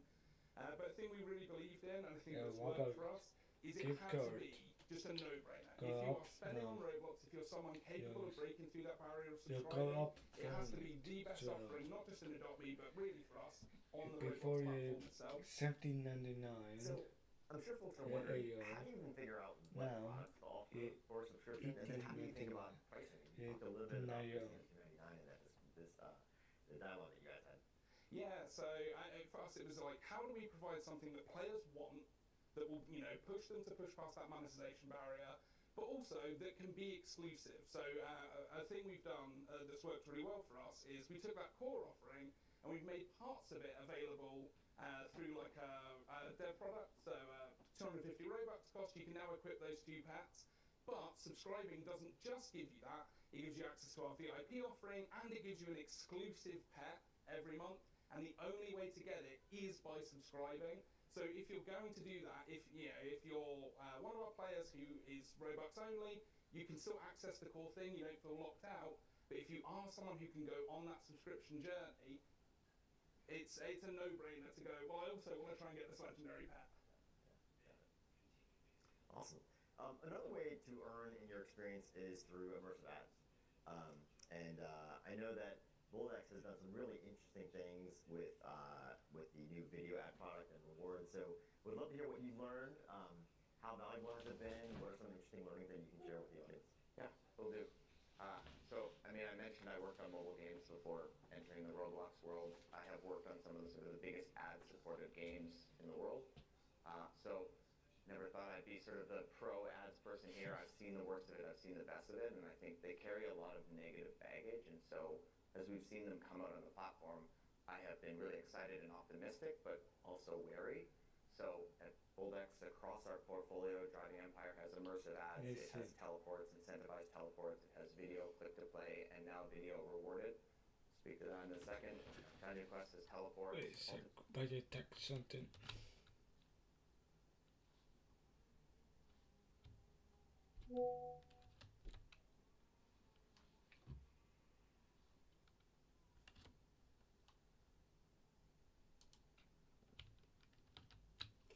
Let me text something. No, Avatar, your last one. Avatar, your last one. Football has the immersive ads and teleports. So we have been aggressively integrating, but importantly also split testing it. So that we can see the impact on the player base. Because again, ads is sometimes a dangerous word to folks. I know players are hesitant. But again, what we've seen consistently is uptick in revenue, but more importantly, either no impact to player metrics or improvement to player metrics. And that's where the rewarded piece comes in. Look, rewarded video is amazing, and we've been working with Roblox to test it on Driving Empire. This is an opportunity for all those non-payers to access an economy. It's a way to give them and spend their time in a way that they might not be able to say, access Roblox. And so we've been doing that. We've been seeing great results. It's about 7% of our Driving Empire revenue from last month, which is an incredible amount if you think about it, because Driving Empire is already a top 20 ranked game. So this is a meaningful uptick, and again, it's allowing non-payers to access an economy. So you said about 7% of the revenue is coming from ads right now. That's great, because it's pretty early, and you guys recently started testing it. Very much so, yeah. That's great to hear. We talked about some of the difficulty with how to price products. I know that pricing can be a bit of an art and science. Sashi talked about Price Optimizer. I'd love to get your insight into how you guys even pick prices for your products. And then over time, I think both of you have tried Pricing Optimizer, so I'd love to hear your experience with that. Yeah, so our method, in my experience for the past 5 years pre-price optimization, is that we just kind of wing it. You know, we set some prices for what a legendary pet looks like 4 or 5 years ago, and then we go, well, this one's an ultra rare, so maybe just above half, and we just see how it goes, and we cross our fingers that people, you know, actually engage with it and want to give us their Robux. Which is kind of crazy. You guys are such a big business, and you know, I know the pricing is super hard. Oh, absolutely, and like, you know, we have a great team. We do have a data analyst who's probably in the crowd somewhere and is mad at me for pretending we wing it. You know, we do work really hard on that, but we did the 12-week trial of price optimization, and I am a huge evangelist for it now. So, you know, a game like us that's been around for 7 years is already performing really well. I imagine probably one of the best, you know, performing games in terms of monetization on the platform. Over the 12-week period, we still saw a 3.5% increase on total revenue from it, which is incredible for a game that's been, you know, 7 years old. That we've done that manual optimization so far, and the really exciting thing about it is we still haven't found that equilibrium. We still want to play with that price optimization. We still think we can find further gains, which is so exciting. Yeah, 3.5% on a pretty big base. Great. Yeah. More maybe. I mean, on our side, we had been actually testing on our own sort of prices and had seen 5% uplifts on multiple experiments as we sort of tried to reach an equilibrium. And so when Roblox came, we said, well, this is awesome. We get to sort of validate our learning, see if we landed in the right spot. So we did the price optimization test, and, well, I mean, sadly, no uplift because we were already in the right equilibrium. But I think the takeaway here is doing those tests is a lot of work, right? You have to set them up, you have to configure them, you have to run them, you have to do the analysis, you have to believe that your analysis is correct. And here's Roblox coming along saying, look, easy peasy, click a button, take it away. And so I think that's the real power, because we tested it on Driving Empire, which is a reasonably basic in-game economy. If you did this on a much more complicated game economy, it would be even more work. And so I think the power there is just the savings of time and empowering everybody in the room to sort of unlock these A/B tests. All right. I'm going to end with one last question. You know, both of you are in the hot seat because you get to represent our developer community as it pertains to how to scale your business. So if you could think about, you know, 1, 2, maybe top 3 things that would really help you scale your business better, what comes to mind? I'm going to be honest, you announced at the keynote yesterday, you talked about it here, it is that deeper analytics, the communities, party is going to be so huge for us. Our game is driven so much by that social experience, so allowing us to really connect to that network effect, not just engage one player, but engage that player's entire network and bring them into the game and create those communal experiences. Yeah, you've kind of blasted my wish list out of the water. That's great. And before we go to you, Andy, I want to invite the audience, if you have any questions, feel free to come up to the mics. I think we have mics on either side. And so feel free to come up and ask any questions that you have about the features that we discussed earlier. And so what about for you? If you could talk to Santa, have Christmas come a little early this year? I mean, Christmas did come for me yesterday, so I will say piece I'm super pumped about. Again, a lot of our games How many good Christmas in market as well? Built for better competitive matchmaking. But I'd say Santa for me, here I am, Adsville. I would like more advertisers on the platform. I would like more brands on the platform. I firmly believe this is a great symbiotic relationship. And so I'm really excited for Roblox. Get some more fill, build out those ad units so that we can sort of win-win collectively. And by fill, I think what you mean is basically every time you have an ad opportunity to show, have an ad to show so that you can earn as much as you can. Bingo. Yeah, and we're absolutely working on that. All right, so I see a line of folks asking questions, so why don't we start over here on the right-hand side? Just introduce yourself and fire away. Hi, my name is Carlos. Full disclosure, I work for PlayStation, and I wanted to ask you guys, now that Roblox is on the platform, what are your plans to scale up with console? Have you seen any difference in your audience? And yeah, what are some ways that you're hoping to leverage this new platform? And is that question for the developers or for Roblox? Yeah, specifically for Adopt Me and for Foldex. Yeah, I can start. Yeah, I don't think we target a platform specifically, but our goal is to be wherever our players are. So a thing that we've tried to integrate, and it's really important to us now, is optimizing for console and optimizing for user experience on that console. So we brought that into our testing processes, into our design processes. That's really important for us. I don't have any stats right now off the top of my head of where we've seen, but we've definitely seen growth in the console area, and I think it's one where we expect to see a lot more growth in the future. Yeah, I mean, Ultimate Football is built for console. It's an incredible game on the platform.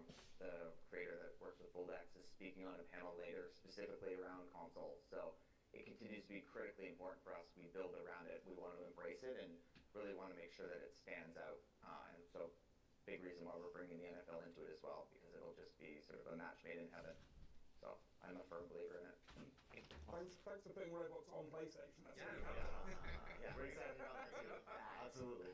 How about over here? Introduce yourself and Sure. Hi, Ken with Freeground, Roblox Development Studio. Question around advertising roadmap. Video can do a little bit of video in the platform, certainly video ads, but in terms of content, linear content, I know Bob and Unicorn Academy have done some stuff. Do you see on the roadmap any more content, linear content coming on, maybe with pre-roll advertising? Yeah, so I definitely know that we are trying as much as possible to enable different forms of content on Roblox. Video is a key area of investment for us. You mentioned the word pre-roll ad.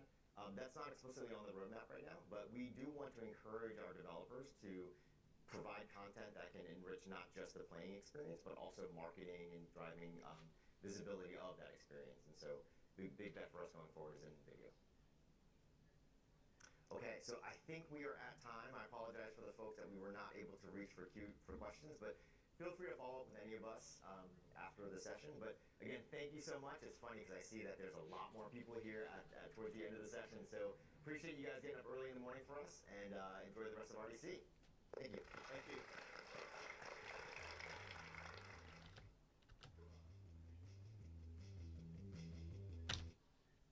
I am back. You do the after.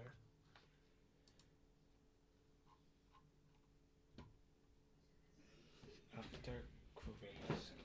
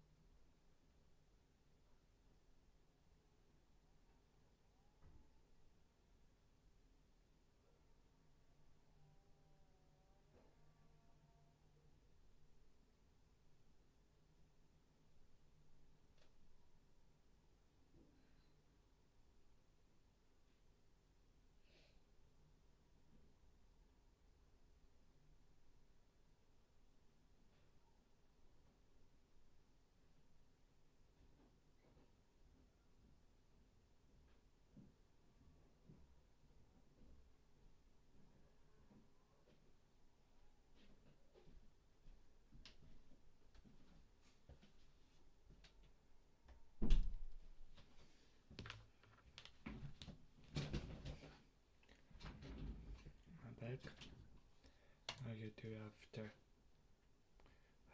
concert for to in Please the welcome experience. Charlie Cabal, Faraz Bagherzad, and Steve Ross to the stage.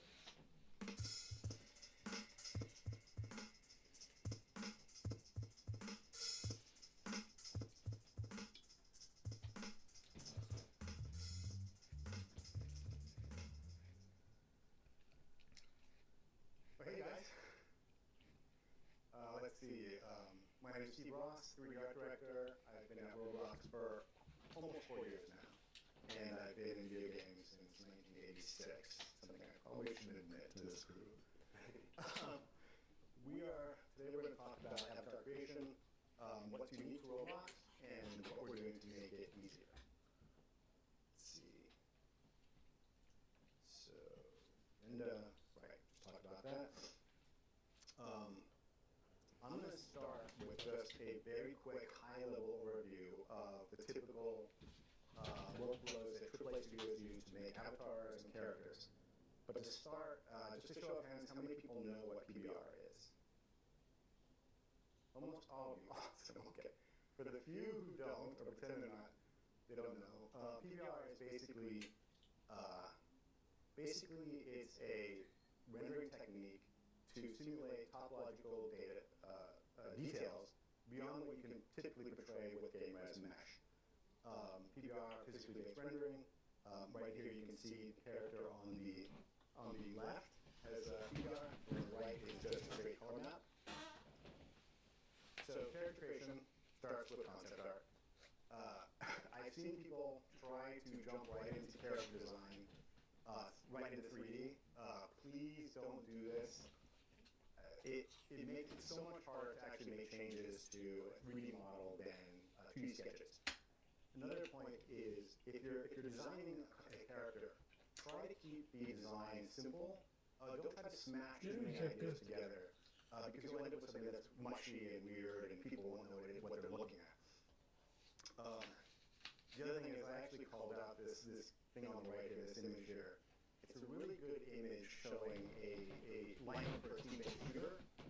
If you happen to be working on one of these, the things that actually make this stand out to me is the differences in size proportions, silhouettes are unique, but almost more importantly is the blocks of color high and low. It makes it easy to actually determine who you're facing when you're playing the shooter. The other thing to keep in mind is when you're doing concept art for characters, be kind to the modeler, don't hide the details. We all love to see characters in dynamic poses, but like with this pose here on the left, like I don't know, if I was a modeler, I wouldn't know what to build in the guy's chest. So the one on the right is better. Essentially, we typically call these turnarounds or orthos. They are front, side, back, straight pose, be kind to the modeler. All right, so we've got a concept. The next thing we do is the high-res sculpt. These things tend to weigh in at $1 million to $10 million. It's way too much for a game engine. But this is where all the amazing, juicy detail comes from. Next step in the process is something we call retopologizing. It's a big word. Really all it means is you're building game resolution mesh on top of these tens of millions of polys. It's literally drawing on top of that. A couple things to keep in mind is the thing, a colleague of mine called these things sticky outie bits. Essentially, it's the silhouette breaking forms. You want to make sure you capture those in your game resolution mesh, because even though PBR will give you all this detail, it won't change the silhouette of the mesh. So make sure you capture that. And here on the left, on the right, you can see PBR version and the version that's just the game resolution mesh. You can get a little bit of a hint of the difference there. Then we have this thing called UV unwrapping, which is essentially you've got your game res mesh, and the best way to think about the need for unwrapping UVs is if you've got like imagine a projector projecting a texture or an image onto like a round surface. You know, where the surface is parallel, you're going to see the image. Where it starts to get perpendicular, the image is going to start to stretch. So what we do is we flatten out that view into just a square space with texture. What we also do is we're actually trying to maximize the amount of texture space that goes onto this avatar. So the character artist is actually moving these things around, these UV shells around, and trying to get them to maximize the space. So it's kind of a puzzle. So they're moving these things around, rotating them, scaling them, and what we typically try to do is put a texture, like a checkerboard texture, on this thing. So live, you can make sure that all the checkers are about the same size. And you do this because essentially you don't want to end up with a character that's got like really high fidelity textures in some places and really blurry textures in other places. It's terrible, don't do it. All right, texture baking. So this is where you take your game res mesh, UV unwrapped, and we take that high resolution mesh and bake it down into the textures that the PBR uses to simulate all that amazing detail. Now a couple things to note here is purists will tell you don't put any detail, lighting detail into your color map because it could potentially like fight with any real-time lighting situation the character is moving through. I found that this is not the case. Working on The Sims, we actually baked in all lighting information, and even though we baked in like really hot spots, and it was different than lighting in the world, you couldn't tell. It still looked awesome. But the other thing to note is some people on the platform don't actually see PBR. On low-end devices, you need to have that color texture as detailed and tight as you can get. The other thing I want to mention is, there's one thing I forgot to mention in the last slide, is you can actually do PBR without doing the whole sculpt. You can fake it. There's a lot of software programs out there that allow you to take your flat color texture and help you create PBR textures. It doesn't look quite as good, but if you still want that shine across the surface, you can go that route. The other thing I want to point out here is that if you've got to create a really cool avatar design, and you've got a texture artist who can do really amazing, gorgeous, beautiful textures, you can do really cool characters without using PBR. They're not as cool, but you can do it. Okay, you've got your model, you've got its UV unwrapped, you've got your textures, and now it's time to bring it to life. The next thing we do is we actually create a skeleton. Essentially a hierarchically linked series of joints. The next thing, so once you've got your skeleton, we do this thing called skinning or binding. You may have heard these terms, and essentially all that means is you're telling each point on this mesh which joint affects it and to how much. So you've got your skin, your binding, your skeleton. The next thing is a rig. A lot of people, even professionals, will sort of mix up what is a rig, what is a skeleton. They'll conflate the two. Essentially, think about it this way. The skeleton drives the mesh. It's the joints that actually drive all the points. Rig is designed to actually make the animator's lives easier. So essentially, a rig drives the skeleton. A really good example for why an animator would want a rig is think about taking a hand, an open hand, and making a fist. That's essentially 15 joints moving along a specific axis. The animator having to go back and forth, make sure all the fingers in the right place. That could take 10 minutes just to make a fist. Just ungodly. So most rigs will actually have a slider that will do this for you. I'm not sure why that video is not playing, but no, it's advancing. Sorry, it should have played the video there. I'm going to go back.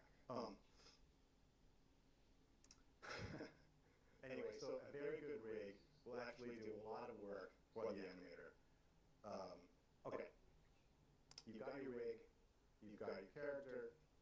This thing's not going backwards. Okay, there we go. Sorry, guys.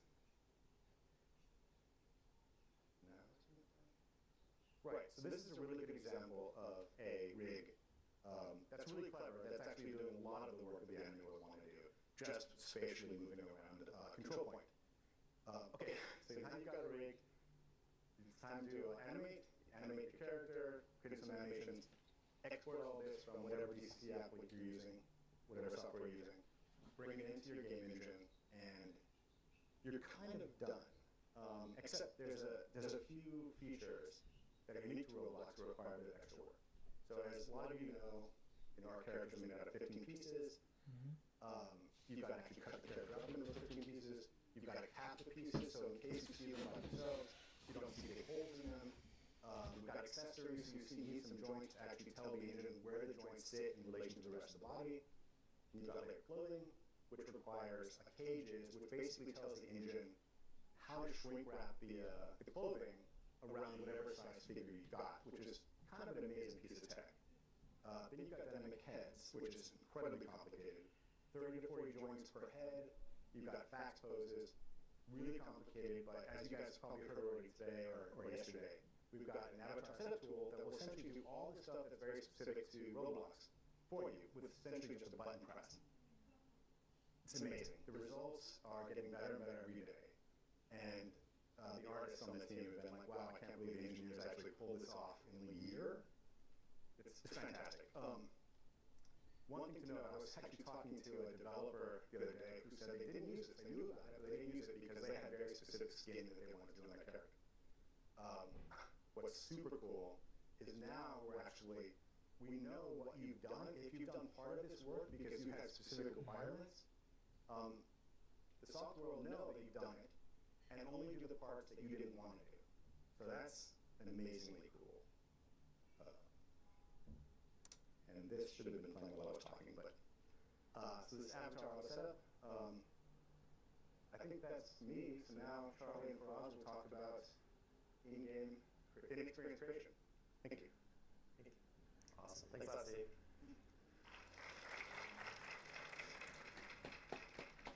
Hi, everyone. My name is Charlie. I work in product on the avatar team at Roblox. I've been at Roblox for about 3 years. And my name is Faraz. I'm an engineering manager on the avatar team at Roblox. I have been at Roblox for the last 7 years. Awesome. So Steve just went through what it looks like to create an avatar in its studio in DCC and all the process that goes into putting that onto Marketplace and onto the platform. Today, Faraz and I are here to talk to you about a new way to create avatars, and that's through in-experience creation. Now, in-experience creation is a really exciting evolution on Roblox. What we're doing with this is empowering you, our developer community, to unlock user creativity all from within an experience. So what that means is you provide a base mesh, and users can edit the texture and the mesh of that body. Once they're ready to submit it, it will go through the same validation and moderation systems that any marketplace content goes through today, and create a personal copy of the thing they can use across the platform, just like any other body. With this, it basically expands the creative potential of the platform massively, and we're really relying on you, our developers, to build those creation experiences. Faraz is going to go into some detail around what these APIs look like, how you implement them, but before that, I'm going to show you both what the user experience of this looks like, and then how the developer experience works to enable this within your experience through Creator Dashboard. So first up, the user experience. In this video, you can see the user is entering an experience called Robot Avatar Creator. It's important to note that you as a developer own the creation UI, you're just using these APIs. These are just examples of what it could look like. In this video, first you'll see the user, they want to change the color of the arms, of the legs. This is all using editable texture. Next, they can choose a decal, they can drag it around, they can expand it, they rotate it. Once they get it to the spot they like, they place it. And now let's talk about editing the mesh. Here you can see they're changing the shape of the eyes, they can make the jaw stronger, the torso thicker, the calves bigger, the shoulders maybe beef them up a little bit. They get to a spot they like, they hit submit, and then they see what looks a lot like a purchase prompt, except they can name it, they add a description, and then if they scroll down, they can see the individual body parts that come as part of this body. Now they make the purchase, and this is going through validation and our same moderation systems in the background, but to the user, it feels a lot like making a purchase within an experience. Now I'm going to exit the experience and go back to the inventory. And you can see, when I go to my bodies, the red blue robot shows up there and can be used across the platform. Now importantly, these are not for sale in the marketplace, it's just creating a personal copy for the user, but it has the same permissions that any other body does that they would acquire on the marketplace. Cool. So that's the user experience. What does it look like for you as a developer? How do you incorporate this into your experience in the first place? It all starts in Creator Dashboard. So through the Creator Dashboard, we're introducing a concept called the Avatar Creation Token. This basically provides two key things. One, making sure that you're a verified developer to enable creation from within your experience. We're using a lot of the same stuff that's right now you need to use to list things on the marketplace. That means ID verification and being a premium user. The second thing is inputting metadata. So we're starting with bodies, so you select the asset or bundle type in the body, and then you also set a price. Similar to listing things on the marketplace, this would have a price floor. It's an independent price floor, so it's not going to be the same as a price floor for a body on the marketplace, but it is going to mimic that behavior by being able to set either a set amount above the price floor along with an optional minimum you never want it to go down below. So how does it monetize? You pay for token initially to enable creation. There's an advance that's recoupable, and there's a fee that's a flat cost you pay to enable this creation, just like listing things on the marketplace. As I mentioned, there's this concept of independent price floor here, where you set the price anywhere above that, or also at a minimum that you want to make sure it never drops below in case the price floor goes below a certain amount. The rev share here, it mirrors what a purchase of an asset within an experience looks like, so we're not changing anything about that and giving back the majority of that to you or developers when a user purchases one of these in-experience created bodies. And lastly, each one of these come with attribution.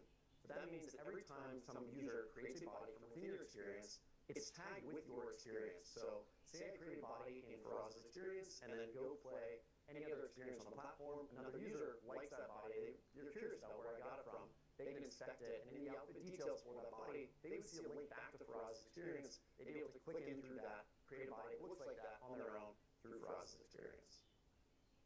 Lastly, moderation and safety. So with great power comes great responsibility. We need to make sure that with this creativity that we're unlocking, there's still putting safety at the forefront of our platform. That means that every single body goes through our same moderation systems, along with making sure that it's platform-compliant content. It's really important that with this, as users are creating these things, because they're going to be able to transport across platform using them, they need to hit the same safety standards that the rest of the content on our platform does. Now, I'm going to hand it off to Faraz to explain in a little more detail how these APIs actually work and how you can implement in-experience creation within your experience. Thanks, Charlie. So, in order to enable in-experience creation of avatars in Roblox, we are introducing 3 new API surface areas. First one is wrap deformer and editable mesh. Second one is editable image, and then the third one is prompt create avatar async. Let's talk about the wrap deformer and editable mesh first. So what is a wrap deformer? Wrap deformer is a new instance that we are providing. This essentially simplifies editing of the underlying mesh associated with the body part. The way it works is that as developers, you would edit the cage that is associated with a certain body part. Based on the cage deformation, the underlying mesh would automatically adjust. So you won't need to worry about if the mesh and the cage are in sync. That gets handled under the hood automatically. Let's take a look at this example here. We have a function here called deform body part. It takes in a mesh part, that is the body part that is going to be deformed, takes in a control point center, control point radius, which defines the area that is identified that we are going to do this deformation in, and also a control point deformation, which is the amount of deformation that is going to be applied to that section of the body part. We first find the wrap target and get the cage mesh ID. Basically, now that we have access to the cage, we would then create a wrap deformer instance, carry this wrap deformer under the mesh part. We have the cage mesh ID. We pass this into a new function that we are providing called create editable mesh async. This gets access to the cage mesh as an editable mesh. So within this editable mesh, we can call a function that is find vertices within sphere. This basically, we pass in a control point center and a radius. This forms a sphere, and within this sphere, we can have access to all the different individual vertices within this sphere. We can then call a function called set position on each individual vertex that basically changes the position of these vertices on the cage. That's it, we are done. And then, based on this deformation that happens on the cage, the underlying mesh would automatically adjust. Next, we are going to look at editable image. So through editable image, we get access to the texture of the mesh part. So in this example, we have a function called apply sticker that basically adds a sticker onto a certain body part on the avatar. We pass in a mesh part, which is the body part to this function. We also pass in a texture coordinate, which is basically a vector 2D. This is the position of where the sticker is going to get applied in texture space. And a texture ID, which is basically the sticker ID. So first we would create an editable image async, which basically gives us the editable image for the texture of the body part. We simply parent it under the mesh part.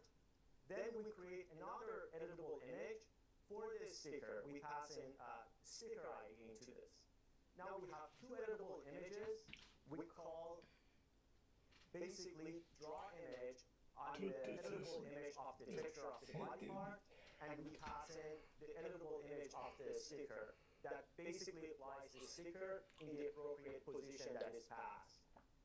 And you can see an example of this happening on the right side here.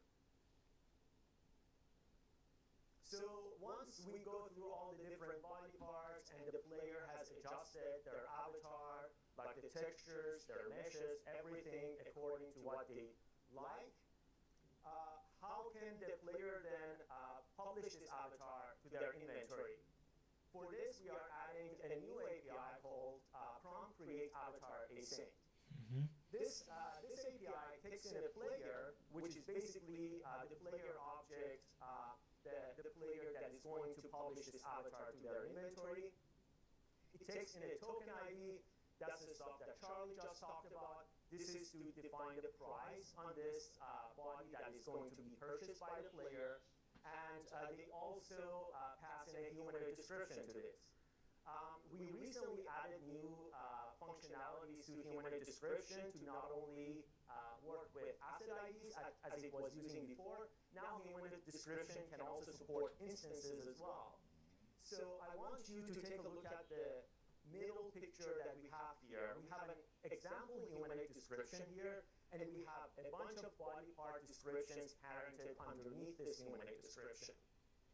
So we are going to use the new functionality of the humanoid description and basically assign the instance proper to the body part position to individual body parts that we have. At the top of this image, we have an example of this. We have a left arm.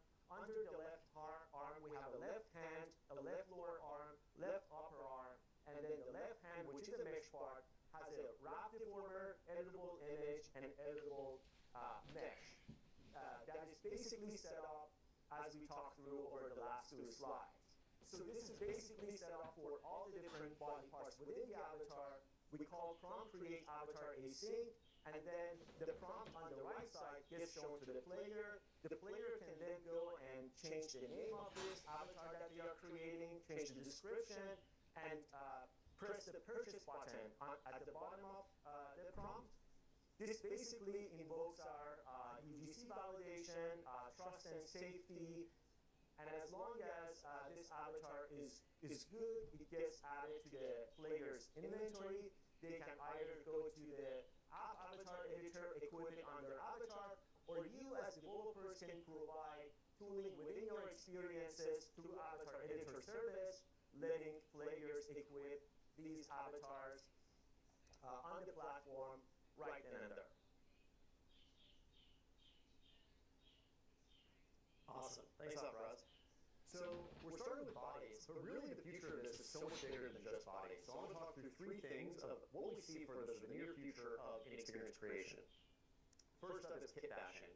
So you saw the example, sort of pulling individual muscles using wrap deformities to make, say, the shoulders and neck larger. But what if you could say in the future you have a jacket mesh and you have spikes, and combining those two together to give you spiked shoulders on a jacket. We want to enable this via kit bashing. So that means basically combining multiple meshes together to create a single mesh that the user can publish, create really unique looking combinations of meshes. Second up, not just stopping at bodies, but any kind of accessories or clothing that you can put on the marketplace today. Eventually, we want these to be able to be created in experience. So you can imagine a scenario where maybe you have a t-shirt you're allowing your players to put a pattern of decals on, or even having changing the background color, making it short sleeve to long sleeve. And not just stopping at that, but also accessories, so hair or hats or other things that users will be able to edit the mesh and the texture of to create custom content for themselves to use across the platform. And then last is combining our bulk shopping API with multiple item creation.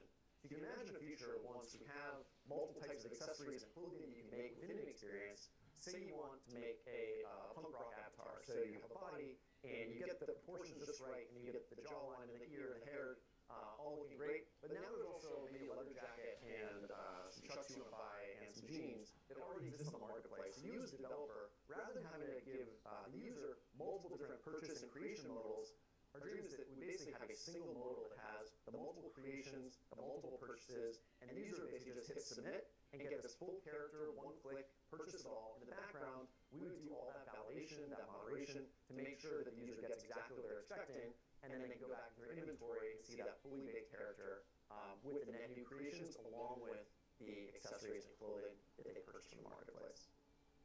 We're really excited about this. It really represents kind of the first time on Roblox where users across any platform that Roblox is supported on can create persistent content and then use that across the platform and really have that end-to-end experience of creating things from within a single experience that can last and persist throughout the entire platform is a really exciting future that we're looking forward to building towards. Really appreciate your time today. We have a couple minutes now to take some Q&A if folks have questions, and thank you so much for listening to our talk.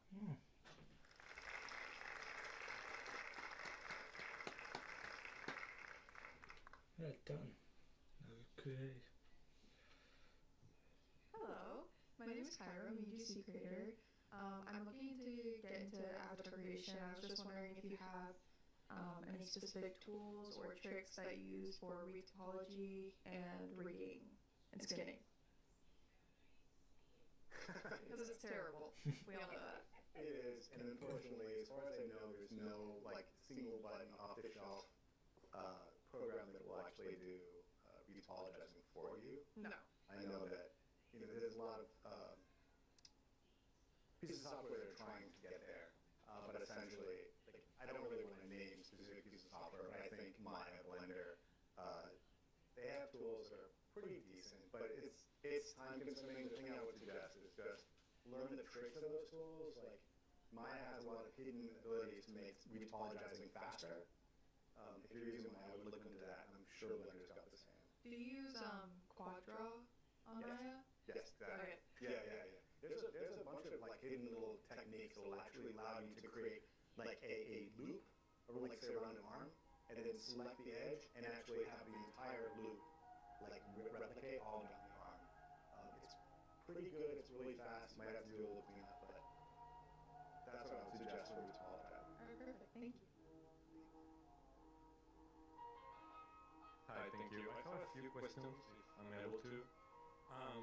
So about the editable image feature, the way I see it, it could be used also in environment, like in Counter-Strike where you leave spray or decals around the world. So that's in mind as well for that feature, right? Do the object needs to have UVs and texture to work with, or we can do it in parts as well in the environment? The answer is yes, to your first question. And so yeah, editable image right now, the way it is defined is that it works on meshes directly. Correct. So it needs UVs, yeah. Okay, that makes sense. Is there a way, or can the user create very persistent assets? Do we always need to charge? Like, this will be something that if they want to take the asset outside of the game in an avatar or any other shape, is there a price fix, or can we offer that to the user without charging? Yeah, so the user would have to pay for it. We need to be conscious of basically not cannibalizing existing things on the marketplace by creating this sort of loophole to get free content. That said, we do imagine a future where as a developer, if there are, say, users who hit certain achievements, where you can subsidize the cost of that and offer users it for free if you subsidize the cost of that item. Okay. Yeah, like limited UGC or something like that. Exactly. And my last question will be about the deformer. Are there other deformers coming to the studio? Is there a chance 3D artists can access these deformers without having to code them? So Wrap Deformer is the first one that we are adding. We have thought about like a deformer framework for the future, but yeah, Wrap Deformer is going to be the first one. Okay. All right. Thank you so much. Thank you. is Caleb, or Black Hat Dev on Roblox. I'm a 3D environment artist as well as a UGC creator. I had very similar questions to him, but I wanted to add on to kind of what he was asking. And with the sticker technology, is that stuff also PBR capable, or is it still just kind of like a color map that you project on like a decal? Yeah, eventually you can add stickers that have PBR as well. The first version of this is going to have only color maps. Okay, very cool. Hi, first of all, thanks for speech. I'm Fire Tech, UGC creator and game founder of ROBLOX. So my question is like, recently there's been like many limitations for avatar creation. Is there going to be like more relaxed avatar creation in the future, like for the avatar scaling the size of the different body parts? So yeah, is that going to be more relaxed in the future? So I think you're talking about UGC validation, right? The reason UGC validation exists is to make sure like the avatars that we have on the platform are as much as possible uniform, so that if developers have experiences that are supposed to work with certain size of the avatars, like they don't have to worry about a lot of different use cases, like it's more minimal for them.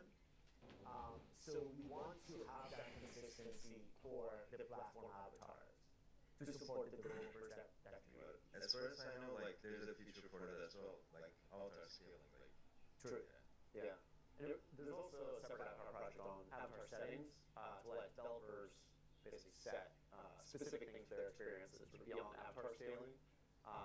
It should help with that some, but I think it's also, as Rob was saying, important that we maintain limits so that people can't enter experiences with very unexpected avatars for developers to do.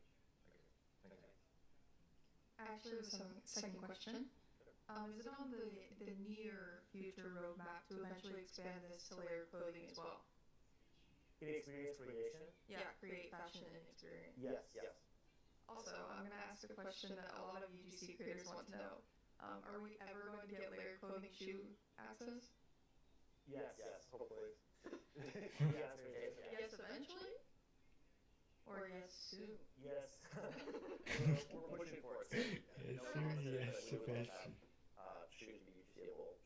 It's definitely on our radar. Yeah. Okay, thank you. Yeah. Thanks. Hi. I guess like two quick questions. One is when importing like a new avatar, like case point, like players, oh, we love your character, we want to play it in other games or something. Problem I ran into was I didn't really use blender too often, so when I imported the mesh, I don't know how to describe it, but the orientation was wrong. So when you rigged it and set it up, I could pick R15 model. They did the sideways walk, kind of a weird demorphation, because it was just. Is there like any way, I guess, to check for that before you get into the rigging process to some degree? The thing I would suggest is starting with one of our template files. If you start with that, at least you'll know that the orientations and everything is set up correctly, and the right naming conventions, things like that. I don't know if you're aware of those, but if you go to our document site, there's some pretty good documentation on how to do the avatar creation, but then also you can find a whole bunch of template files. Yeah, just reference that. Okay. I guess one other thing is just, will there ever be a chance to incorporate neon, the texture itself, into a UGC then? I don't know if that's I don't know how it works. I guess like neon studios, like, oh, make it neon, but yeah. We've been talking about that for a long time. Oh, really? Yeah. I can't give you a definitive answer on when that's going to happen. Well, thank you very much. Hi, I saw that you guys are offering tools for editing the decal cinema model and also editing the mesh itself. Are there any plans for painting textures directly, like you would do in Substance Painter, maybe just for diffuse maps, color maps? So painting textures directly onto the the avatar. Yes, I mean this is basically it. Unless I'm misunderstanding. Oh, like using a brush and painting on the avatar, no? Yeah. So like this example was a sticker example, but you can definitely use like a paint brush. Like as you move this sticker around, like this sticker can also be like a brush, like you can have like many different brushes. Like it's at the end, it's gonna be up to the developers of the experiences to like create their own paint brushes the way they want. But through the editable image, that functionality is definitely available. I imagine that developers will have to add like transparency to the brush or like opacity, I mean, to add more, I don't know how to explain, like more layers to the painting that you. Yes, and that is supported as well through editable image API. Oh, that's nice. Thank you. Yeah, no problem. Thanks. Hello, I'm back again. I had a follow-up question relating to stickers. So will those be a separate like asset that I could custom make and then monetize as well, or will that just be something that's like per experience that we can give players to edit our stuff with? 100%, it's up to you. Like you can create like many different stickers. Like I can imagine you would have like 10 stickers that are free, 10 stickers that players have to pay for. It's totally up to you to like how to monetize that. And would they be sold in experience or on the marketplace? So the stickers like would be an experience only thing, right? So if you are a developer that is making an avatar creation experience, right? You have these stickers for your experience that players can use to decorate their avatars. Okay, so they'd be purchased by like Game Pass. Exactly. Okay. Cool. That was it. Yeah. Cool. Thanks. All right. Well, if you have any more questions, thank you so much for coming to talk. Thanks so much for the questions, and really appreciate your time. Thank you, guys. Thank you. Thanks. Well, that. And next week we'll go day 2, part 2, to talk about avatar creator, and then UIC forward code, grow, essential session. I'm gonna show you here and do on ROBLOX. Who is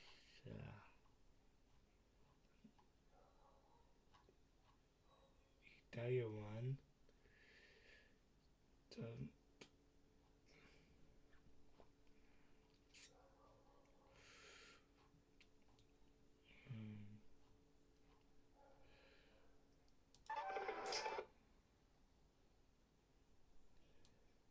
Yeah, put the other bit down now.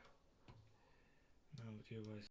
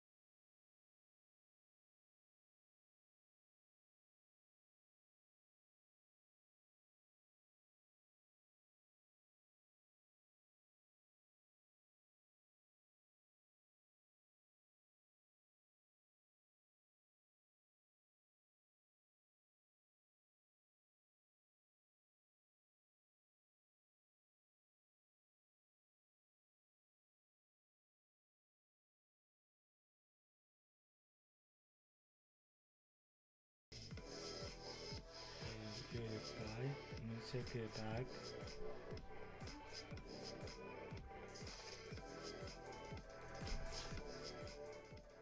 You need pay. I want your good.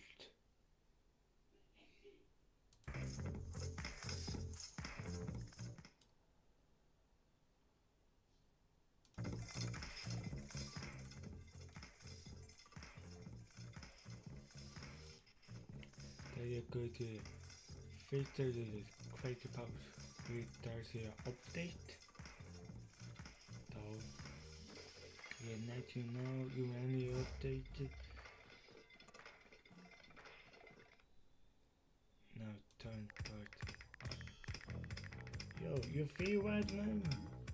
And you know it? You join. Yo! Okay, so what are we thinking? You're talking. Oh, I know, just the thing. I then joined with the party and everyone joined the party. That's sick. Sick like a new gear, that's sick.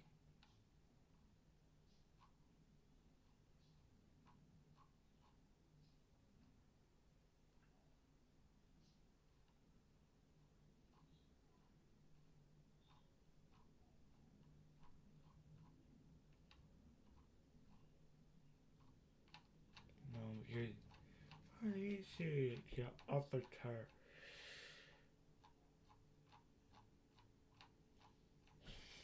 Wait, why can't you find it? But you was quick then. Yep, it's sec. Mario put quick, I am Diane. Quick. Graph.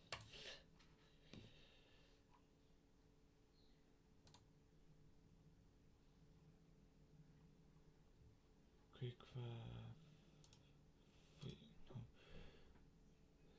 Sort. No. No. Bum. So Roblox accounts are this new Roblox update is great. What you're seeing on screen is the new accessory adjustment update. It allows Roblox players to adjust the amount of accessories they have. You can make items bigger or smaller. You can rotate items around. You can even move items left, right, up, and down. And the best part is this update is rolling out right now. You can get to it by clicking this button on your Roblox avatar page. This new Roblox update. Do you remember? So Roblox is. Do you remember when Google bought Roblox? So back in 2007, Roblox published this. No. This new Roblox update is great. What you're seeing on screen is the new accessory. See you then. Bye. See you tomorrow.